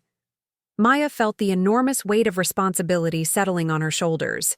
She'd successfully exposed the corruption, but now she had to prove that the alternative path was actually better for the company and everyone in it.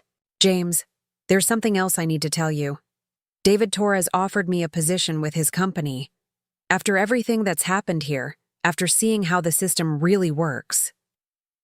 Morrison studied her for a long moment, his expression mixing understanding with something that might have been hope. Maya, I completely understand if you've lost faith in Meridian and what we represent.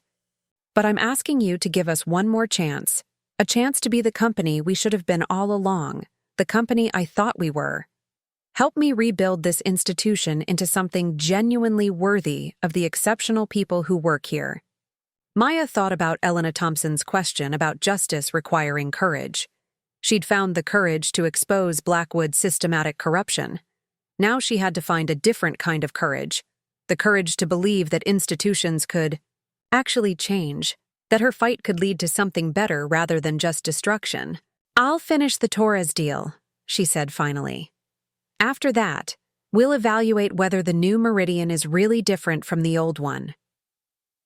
As Maya left Morrison's office, she realized that destroying Richard Blackwood had been the relatively easy part of this process. Building something better, proving that merit and integrity could actually triumph in corporate America, would be the real test of whether her fight had been worth the enormous personal and professional costs. The counterattack had succeeded, beyond her wildest expectations, but the war for Meridian Capital's soul was just beginning. The next morning arrived with the kind of gray November sky that seemed to mirror the uncertainty hanging over Meridian Capital. Maya sat in her office at 7 a.m., watching the sun struggle through the clouds over Lake Michigan while nursing her third cup of coffee. Sleep had been impossible after yesterday's confrontation. Her mind kept replaying Blackwood's final threat, Morrison's determined response, and the weight of knowing that she'd triggered something that could destroy the company she'd fought so hard to succeed in. Her phone had been buzzing since dawn with messages from colleagues throughout the firm. Word of Blackwood's termination had spread through the building like wildfire, though the official company announcement spoke only in corporate euphemisms about strategic leadership changes and new directions for the CFO position. The rumor mill, however, was working overtime, and Maya could feel the weight of hundreds of eyes on her as she'd walked through the lobby.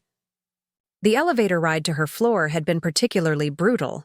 3 colleagues who normally greeted her warmly had suddenly found their phones fascinating, while 2 others had whispered conversations that stopped abruptly when they noticed her presence. Maya understood that she'd become radioactive within the company, a living reminder that the system they'd all trusted could be corrupt at its core. Sarah Williams appeared in Maya's doorway at 7:15, looking as exhausted as Maya felt, but carrying 2 cups of coffee and a determined expression that reminded Maya why she'd been willing to risk everything alongside her. "How are you holding up?" Sarah asked, settling in. "That's not jealousy. That's documented criminal fraud." "Alleged fraud," Marcus shot back, leaning forward aggressively. "And even if some accounting irregularities occurred, destroying the CFO over budget technicalities is corporate suicide. Do you have any idea what this will do to the firm's reputation, to our stock price, to the hundreds of innocent people who work here and depend on this company for their livelihoods?" "What about the women whose careers he destroyed to hide his theft?" Sarah interjected quietly, her voice carrying the kind of moral authority that came from having risked everything to do the right thing. "Jennifer Chen, Lisa Rodriguez, Amy Thompson, don't they matter? Don't the shareholders who were defrauded matter?" Marcus turned his attention to Sarah with obvious disdain, his expression suggesting he'd been waiting for this opportunity. "Sarah, you violated your professional obligations by conducting unauthorized investigations into confidential financial data. You accessed systems without proper approval, compiled reports without oversight, and shared confidential information. Without authorization, you could face criminal charges yourself for corporate espionage."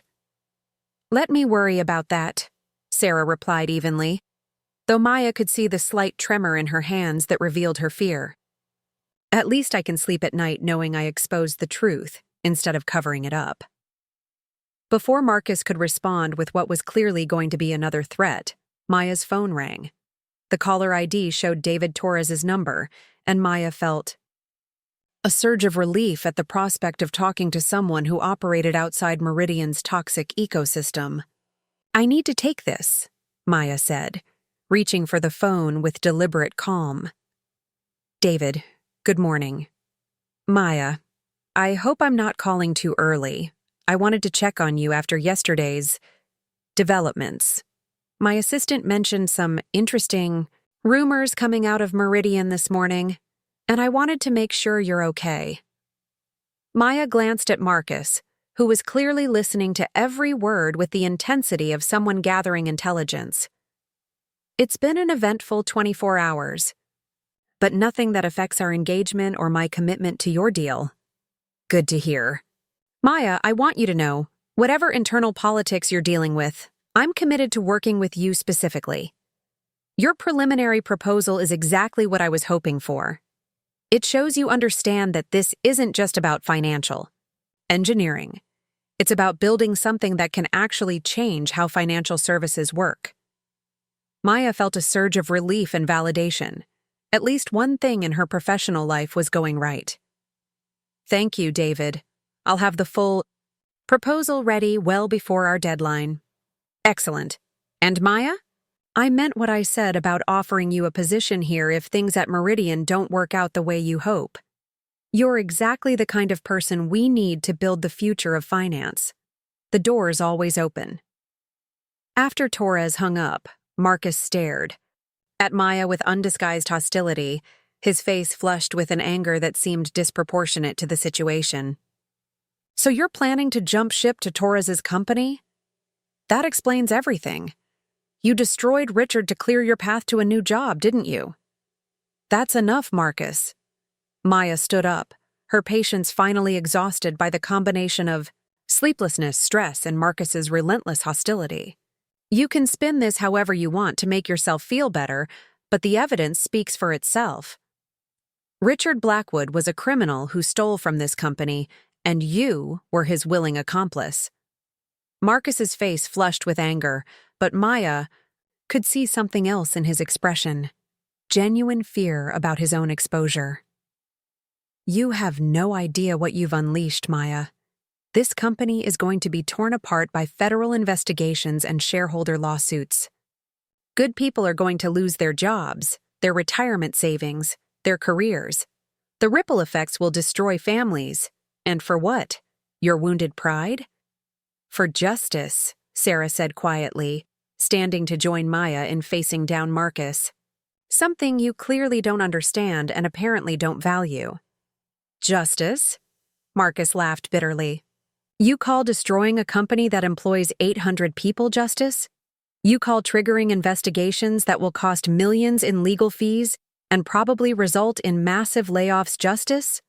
Maya, you've convinced yourself you're some kind of corporate whistleblower hero, but you're actually just a vindictive employee who couldn't handle legitimate criticism. Maya felt her temper finally snap. Legitimate criticism? Marcus, my performance metrics were the highest in the company. Richard cut my pay to fund his personal expenses while giving raises to his cronies. That's not criticism, that's theft. And now you'll probably cost this company its best clients, its reputation, and its future. I hope your moral superiority is worth it when hundreds of people are filing unemployment claims. After Marcus left, Maya and Sarah sat in silence for several minutes, both processing the weight of what they'd set in motion. The enormity of the potential consequences was becoming increasingly clear, and Maya found herself questioning whether she'd been naive about the collateral damage her actions might cause. Sarah, are you okay with this? Marcus wasn't wrong about the potential consequences for you personally. You could face criminal charges for the investigation you conducted. Sarah smiled grimly, but her expression carried a resolve that reminded Maya why she'd been willing to trust her completely. Maya, 5 years ago, I watched Goldman Sachs systematically push out 3 brilliant women while I sat silent in compliance, telling myself it wasn't my job to get involved. I've regretted that cowardice every single day since. Whatever happens now, at least I know I did something when it actually mattered. At 10 a.m., Maya received a call from Morrison's assistant requesting her immediate presence in the main conference room. When she arrived, she found Morrison seated at the head of the polished mahogany table with two people she didn't recognize. A stern-looking woman in her 50s wearing an expensive but conservative suit, and a younger man with wire-rimmed eye, glasses, and a legal pad covered in meticulous notes. "Maya, thank you for coming so quickly. I'd like you to meet Janet Chen, our external counsel from Kirkland & Ellis, and Robert Martinez from Deloitte's Forensic Accounting Division. We've retained them to conduct a comprehensive investigation into the allegations against Mr. Blackwood." Maya shook hands with both, noting Janet's firm grip and assessing gaze that suggested years of experience with corporate crisis management. Robert's handshake was gentler, but his eyes behind the wire-rimmed glasses were sharp with analytical intelligence. "Ms. Johnson," Janet said, her voice carrying the authority of someone accustomed to managing high-stakes legal situations, "we understand you've been central to uncovering the allegations against Mr. Blackwood. We'd like to walk through your evidence systematically and get a complete picture of what occurred, when it occurred, and who else might have been involved." For the next 2.5 hours, Maya walked them through everything, from her initial shock at the compensation cut to Sarah's discovery of the systematic financial fraud. Janet asked probing questions about dates, documents, and potential witnesses, clearly building what Maya recognized as a comprehensive legal case. Robert focused on the financial details, occasionally asking for clarification about specific transactions or budget allocations. "Ms. Johnson," Robert said when she finished her initial narrative, "your analysis of the budget reallocations is quite sophisticated for someone without formal forensic accounting training. The way you identified the correlation patterns between personnel changes and financial irregularities shows real analytical skill." "Thank you. I have standard financial analysis training from my investment banking background, but the patterns were pretty clear once Sarah provided access to the raw data. The timing was too consistent to be coincidental." Janet made a note on her legal pad. "We'll need to interview Ms. Williams as well, obviously, and Mr. Morrison has authorized us to conduct a complete forensic audit of all financial transactions overseen by Mr. Blackwood's office for the past 5 years, possibly longer if we find evidence of earlier irregularities." Morrison, who had been largely silent during the interview, finally spoke. His voice carried the weight of someone who'd spent a sleepless night grappling with the implications of his decision. "Maya, I want you to know that I briefed the board of directors yesterday evening. They've given their unanimous support for this investigation, regardless of the potential short-term consequences to the company." Maya felt a mixture of relief and apprehension. The board's support meant she wouldn't be thrown under the bus, but it also meant the investigation would be thorough and potentially devastating. "What kind of consequences are we realistically looking at?" Janet exchanged a meaningful glance with Morrison before responding. "Potentially very significant ones. SEC investigation is almost certain once we file our initial reports. Criminal referrals to federal prosecutors are likely. Civil litigation from shareholders is essentially guaranteed. Mr. Blackwood's actions have exposed the company to substantial legal and financial liability. But," Morrison added firmly, his voice carrying the conviction that had built Meridian from nothing, "hiding his crimes would have been infinitely worse in the long run. We're going to face this head-on and prove that Meridian Capital stands for integrity, not just profit." Robert leaned forward, his expression serious. "Ms. Johnson, I need to ask you directly. Is there any possibility that your interpretation of the financial data could be wrong? Any chance that what appears to be systematic fraud might have alternative explanations?" Maya considered the question carefully. "I've reviewed the evidence multiple times, and I've asked myself that same question repeatedly. The patterns are too consistent and too beneficial to Blackwood personally for this to be accidental or misunderstood policy implementation. And you're prepared to testify to that effect under oath if necessary?" Maya felt the weight of the moment settling on her shoulders. "Yes, I am." That afternoon, Maya was back at her desk working on the Torres proposal when her phone rang. The caller ID showed a number she didn't recognize, but something about it seemed familiar in a way that made her stomach clench with anxiety. Maya Johnson. Ms. Johnson, this is Richard Blackwood. Maya's blood ran cold. The last person she'd expected to hear from was her fired former boss, and his decision to call her directly felt both threatening and desperate. Richard, I don't think we should be talking. You should probably contact the company's legal department. If you have something to say. Just 5 minutes of your time, Maya. There are things you need to understand about the position you've put yourself in, and I think you owe me at least that much consideration given what you've done to my career. Against her better judgment and despite every instinct screaming at her to hang up, Maya didn't disconnect the call. What do you want? I want you to understand the reality of what you've done. You think you've won some kind of moral victory, but you've actually destroyed yourself along with me, and you're too naive to realize it yet. I exposed your crimes, Richard. That's not the same thing as destroying myself. Blackwood's laugh was cold and bitter, carrying years of corporate political experience that Maya was still learning to navigate. Maya, you're incredibly naive if you think this ends with my termination. The investigation you've triggered will tear apart this entire company from top to bottom. Stock price will crater when the news breaks fully. Major clients will flee to avoid association with a scandal. Hundreds of people will lose their jobs, and the company Morrison spent 40 years building will be destroyed. People were already losing their jobs, Richard. You were systematically pushing out anyone who threatened your power structure while stealing from the company to fund your lifestyle. I was maintaining stability and profitability in a competitive market. What you call discrimination, I call strategic human resource management designed to maximize efficiency.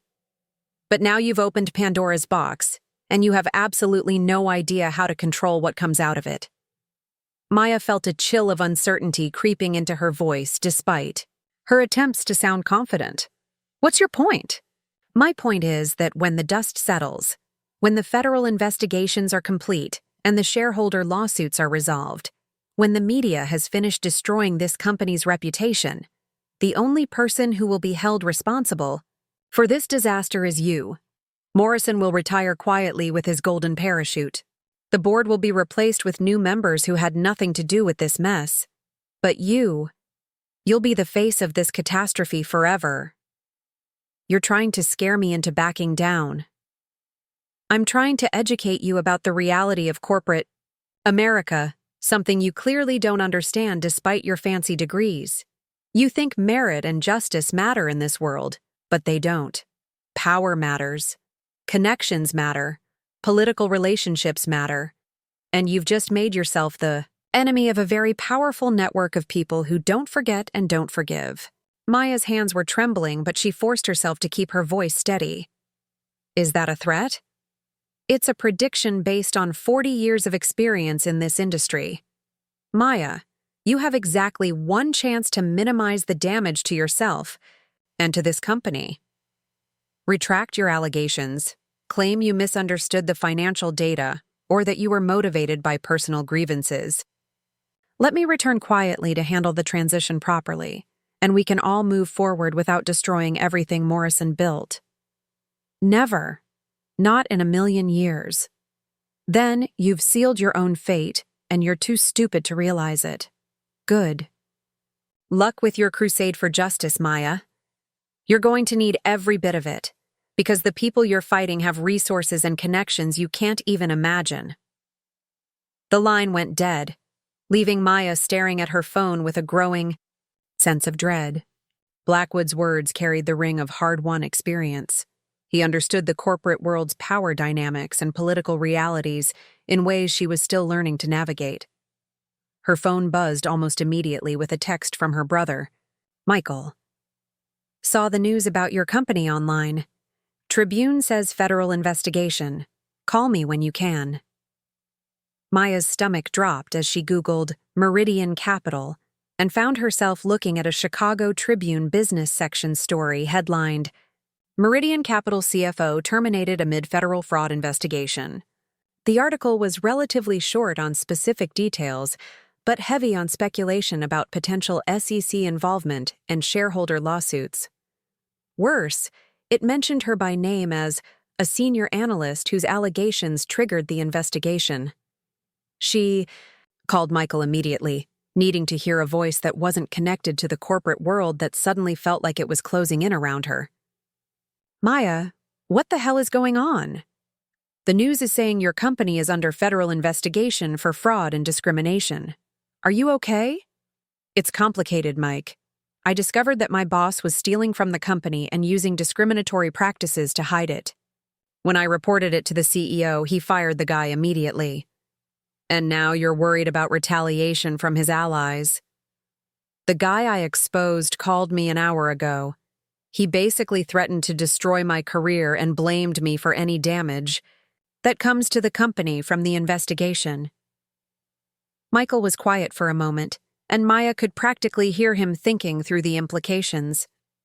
Maya, do you remember what Dad used to say about bullies when we were kids?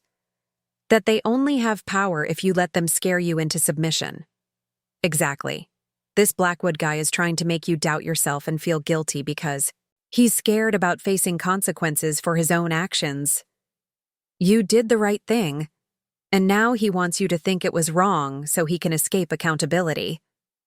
Maya felt some of her confidence returning, though the anxiety remained. You really think so? What if he's right about the collateral damage? What if I've destroyed hundreds of innocent people's jobs? Maya, listen to me. You didn't steal money from the company. You didn't discriminate against high-performing women. You didn't create a corrupt system that depended on hurting good people. All you did was tell the truth about what you discovered. If telling the truth destroys the system, then the system was already broken beyond repair. But what if I could have handled it differently? What if there was a way to fix things without triggering this kind of investigation? And let Blackwood keep stealing? Let him keep pushing out women who threatened his power?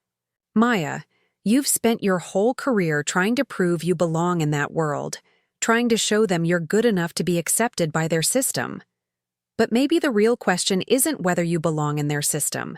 Maybe it's whether their system deserves someone like you.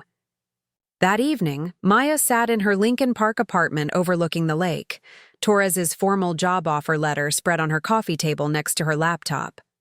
She'd been staring at both for over an hour, trying to decide between the safety of leaving Meridian for Torres's revolutionary company and the uncertainty of staying to help Morrison rebuild the institution she'd fought so hard to reform. Torres's offer was generous, nearly double her current salary, equity in a company poised for explosive growth, and the chance to work with someone who shared her values about merit and innovation. It would also remove her from the line of fire when the federal investigation intensified and the media attention grew worse. But staying at Meridian meant something different. It meant seeing through the fight she'd started, helping Morrison prove that corrupt institutions could actually be reformed rather than just destroyed and replaced. Her phone rang, interrupting her contemplation. Elena Thompson's name appeared on the caller ID. Maya, I've been following the news coverage today.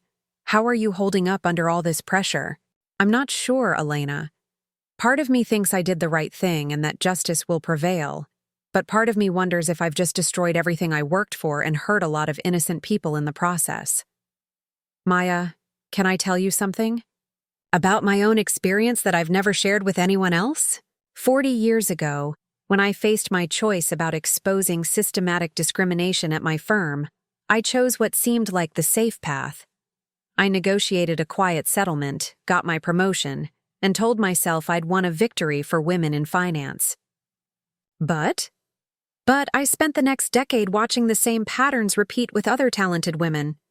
Every time someone else got pushed out, every time another brilliant analyst was marginalized or forced to leave, I knew I could have prevented it if I'd had the courage to burn down the corrupt system when I had the chance.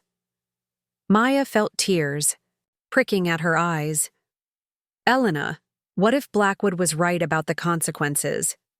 What if I've just destroyed hundreds of innocent people's jobs and retirement savings? Maya, let me ask you a different question. What happens if you don't expose this kind of corruption? It spreads. It gets worse. More women get pushed out, more money gets stolen, and the people at the top become more convinced that they're untouchable. Sometimes systems that depend on injustice to survive don't deserve to survive. But Morrison is trying to rebuild Meridian the right way. What if I owe him the chance to prove that institutions can actually change from within? Elena was quiet for a long moment, and Maya could hear her considering the weight of the decision. That's a choice only you can make, Maya. But whatever you decide, make sure you're choosing based on your values and your assessment of what's right, not on your fears about what might happen to you personally. After Elena hung up, Maya walked to her windows and looked out at the Chicago skyline. The lights of the city twinkled in the darkness like a field of stars, each one representing dreams and ambitions and the hopes of people trying to build something better. Somewhere out there, Richard Blackwood was probably planning his legal counterattack. Somewhere else, James Morrison was working late into the night trying to save the company he'd built from nothing. And in a converted warehouse across town, David Torres was building something revolutionary that could change the entire financial services industry. Maya picked up her laptop and began drafting her response to Torres's job offer. Whatever she decided, whatever came next, she was going to face it on her own terms, with her integrity intact and her courage tested, but fundamentally unbroken. The hearing of her conscience was complete. Tomorrow would bring the real test of whether justice and merit could survive in a world built on power, connections, and compromise. But tonight, Maya Johnson knew exactly who she was and what she stood for. And that knowledge, she realized, was worth more than all the corporate success and political safety in the world. 2 weeks later, Maya sat in Morrison's office watching. The most powerful man she'd ever known read through a report that would reshape Meridian Capital forever. The forensic accountants had worked around the clock, and their findings exceeded even Maya's worst expectations about the scope of Blackwood's corruption. $4.7 million, Morrison said quietly, setting down the thick binder. Over 5 years, Richard and his network stole $4.7 million from this company. Maya felt sick despite having known this moment was coming. How much of that was from the women who were pushed out? Approximately 60%. The rest came from inflated vendor contracts, phantom consulting fees, and expense account fraud. Morrison's voice carried the weight of a man who'd discovered his life's work had been systematically looted. Maya, without your courage to speak up, this would have continued indefinitely. Before Maya could respond, Morrison's phone buzzed. "Sir, FBI agent Sarah Chen is here with the warrant." Maya's stomach dropped. They'd known federal law enforcement would eventually get involved, but the reality of FBI agents in Meridian's offices felt surreal. Agent Chen was younger than Maya had expected, probably in her early 30s, with an efficient manner that spoke to years of white-collar crime investigations. She handed Morrison the warrant with professional courtesy. "Mr. Morrison, we'll need access to all financial records, email systems, and personnel files related to Richard Blackwood and Marcus Webb. We understand you've been cooperating fully with the investigation." "Absolutely. Our IT department will provide whatever you need." Morrison turned to Maya. "Agent Chen, this is Maya Johnson, the analyst who initially uncovered the irregularities." Agent Chen studied Maya with sharp eyes. "Ms. Johnson, we'll need to schedule a formal interview with you later this week. Your initial findings were quite thorough." As the FBI began their work, Maya felt the magnitude of what she'd set in motion. This wasn't just corporate discipline anymore. It was a federal criminal investigation that could send people to prison. Her phone buzzed with a text from Sarah. "Marcus just cleared out his office. Security escorted him out." Maya found Sarah in the break room, looking drained but oddly relieved. How bad was it? He tried to argue, claimed he was just following orders, but the forensic accountants found emails proving he knew about the fraud. Sarah shook her head. Maya, they found evidence that he helped redirect Jennifer Chen's salary to fund Blackwood's office renovation. The next few days blurred together in a whirlwind of interviews, document reviews, and media attention that Maya hadn't anticipated. The Chicago Tribune ran a front-page story about the FBI investigation, and suddenly Maya found herself at the center of a corporate scandal that dominated local business news. David Torres called her Wednesday morning. Maya, I've been watching the coverage. Are you okay? Define okay, Maya said, looking out her office window at the FBI vehicles in the parking garage. I exposed corruption, triggered a federal investigation, and apparently became the poster child for corporate whistleblowing. And you're having second thoughts? Maya was quiet for a moment. David, what if Blackwood was right? What if I've destroyed something that could have been fixed quietly? Maya, let me tell you something about fixing things quietly. It doesn't work. I've seen too many companies try to handle fraud and discrimination internally, and it always comes back worse. You didn't destroy Meridian, you saved it from destroying itself. Torres paused. Maya, my offer still stands. But I want you to know something. Whether you join my company or stay at Meridian, you've already proven you're exactly the kind of leader the financial world needs. That afternoon, Morrison called Maya to his office for what he described as a critical conversation about the future. Maya, the board met this morning. We've made several decisions I wanted you to hear directly from me. Maya braced herself, unsure whether she was about to be promoted or fired. First, we're implementing a complete overhaul of our compliance and oversight systems. Sarah Williams is being promoted to Chief Compliance Officer with expanded authority and resources. Maya felt a surge of happiness for her friend. Sarah deserves that recognition. Second, we're creating a new position, Senior Vice President of Strategic Development, reporting directly to me. It would involve identifying new opportunities like the Torres deal and ensuring our culture truly supports excellence over politics. Maya's heart rate accelerated. Are you offering me that position? I am. Maya, you've proven you have the courage to do what's right even when it's difficult. That's exactly the kind of leadership Meridian needs going forward. Maya stared at Morrison, processing the enormity of what he was offering. Senior Vice President at 28, it was beyond anything she'd dreamed of when she'd first uncovered Blackwood's fraud. James, what about the media attention? The federal investigation? I'm not exactly a safe choice right now. Morrison smiled for the first time in weeks. Maya, the board specifically said they wanted someone who'd proven they value integrity over convenience. Your willingness to expose corruption despite personal risk is exactly why you're the right person for this role. Can I have some time to think about it? Of course, but Maya, I hope you'll seriously consider staying. Help me prove that institutions can change, that merit can triumph over politics. That evening, Maya met Elena Thompson for dinner at a quiet restaurant in Lincoln Park.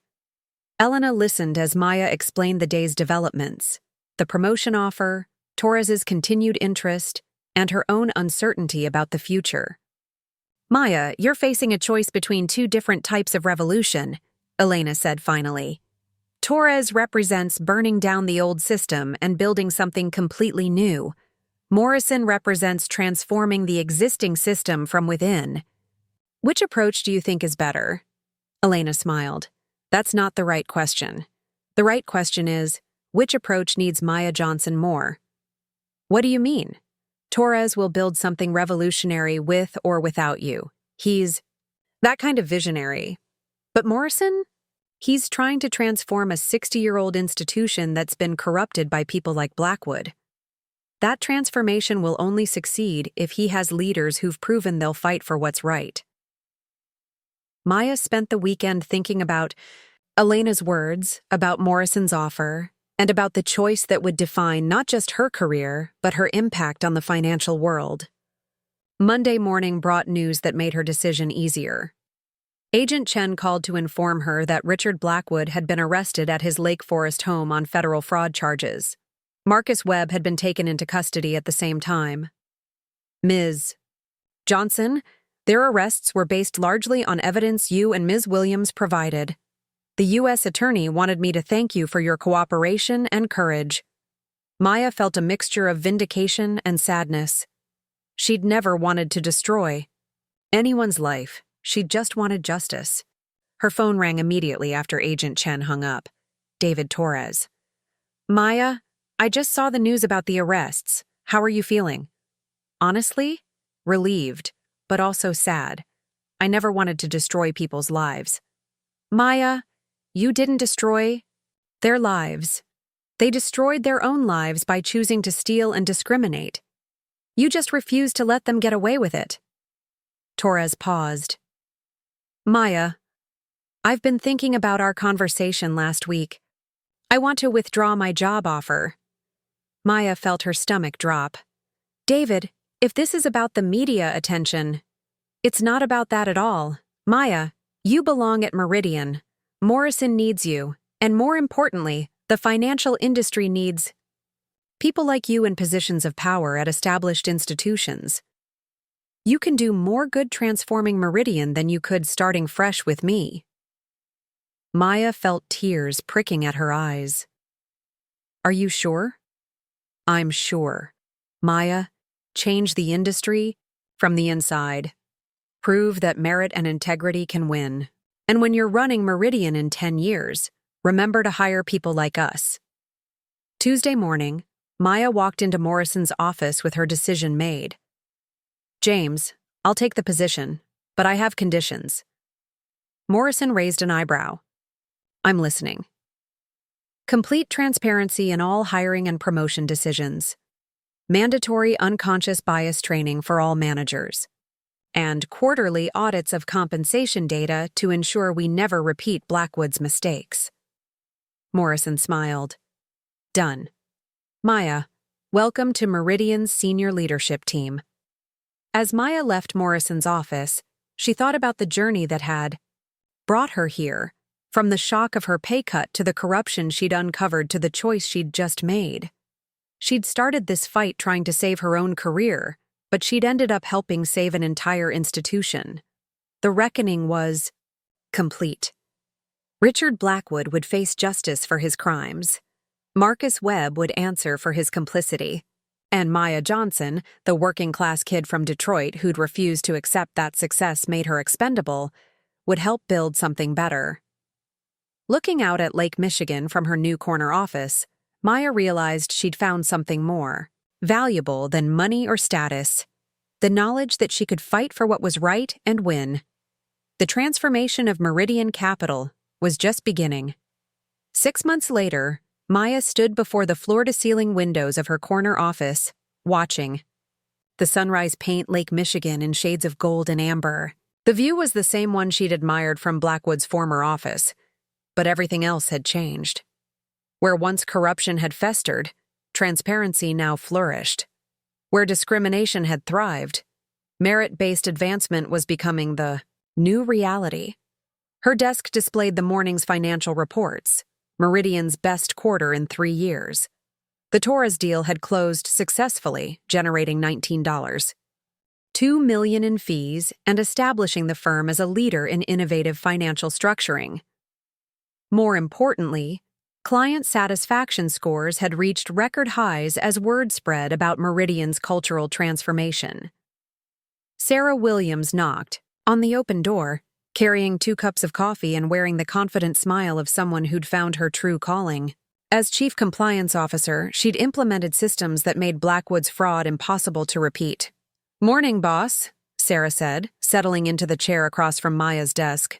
Ready for the quarterly culture audit presentation? Maya accepted the coffee gratefully. Are you prepared for what we might find? I think you'll be pleasantly surprised.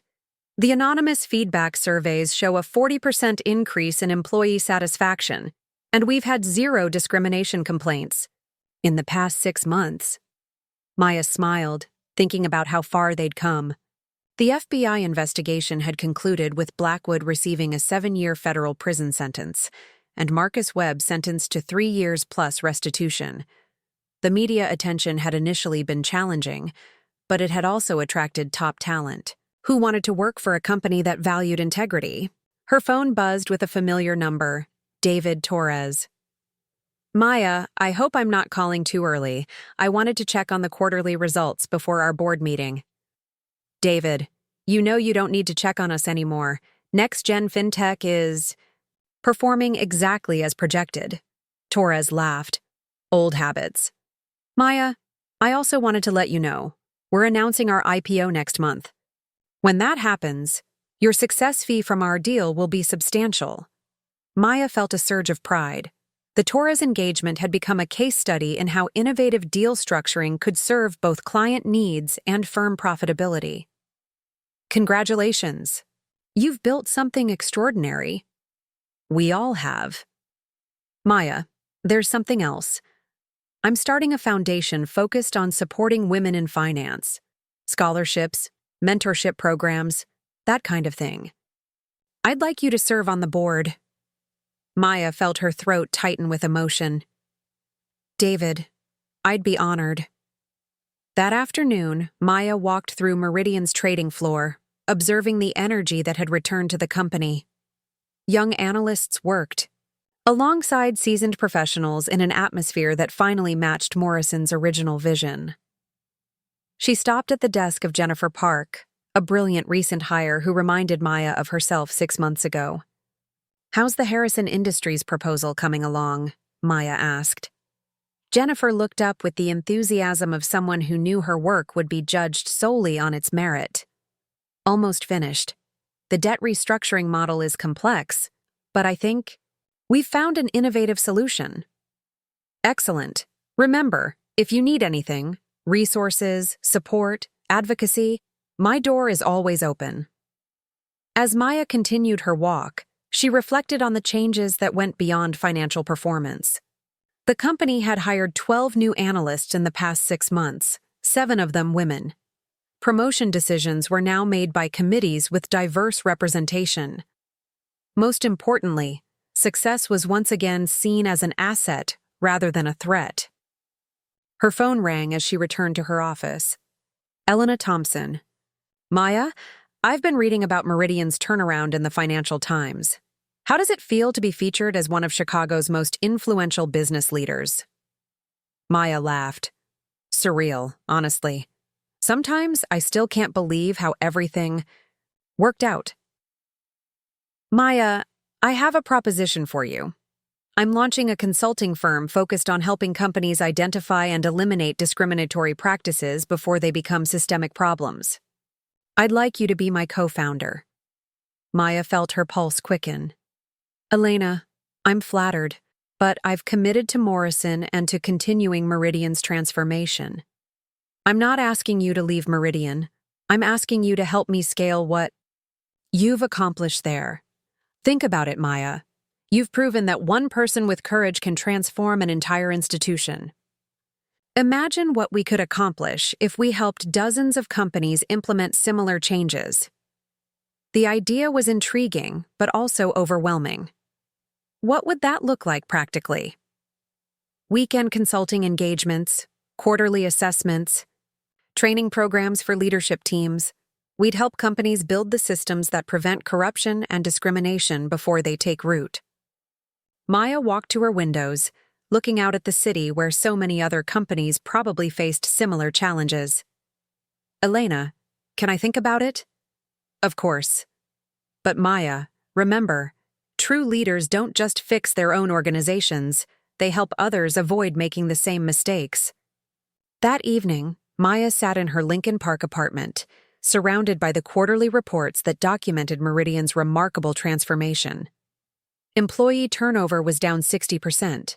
Revenue was up 25%. client satisfaction had reached levels not seen since the company's early days. Her brother Michael called as she was reviewing the culture survey results. "Maya, I saw the article about you in Crane's Chicago Business. Dad would be so proud." Maya felt tears welling up. Their father had died 2 years before her fight with Blackwood began, but she often wondered what he would have thought about her journey. "I hope so, Mike. I hope he'd think fighting for what's right was worth it." "Are you kidding? Dad spent his whole life believing that hard work and integrity should matter more than politics and connections." "You proved him right."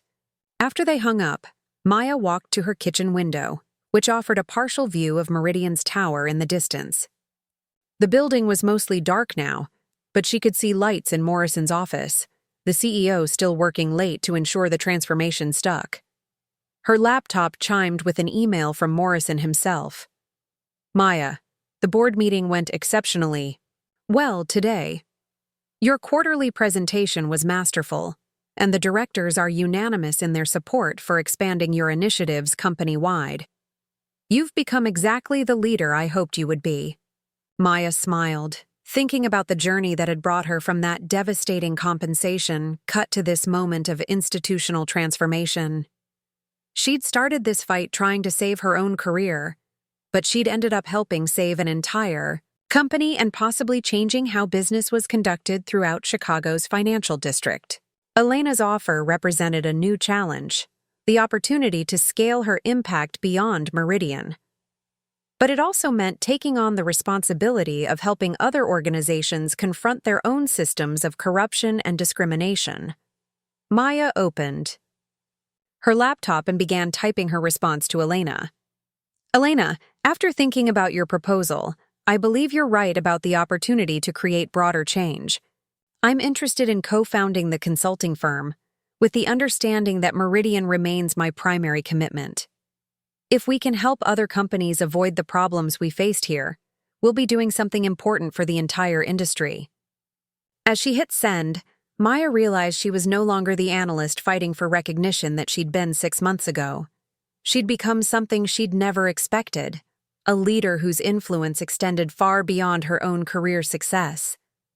Looking out at the Chicago skyline, Maya thought about all the talented people in those buildings who might be facing their own versions of the challenges she'd overcome.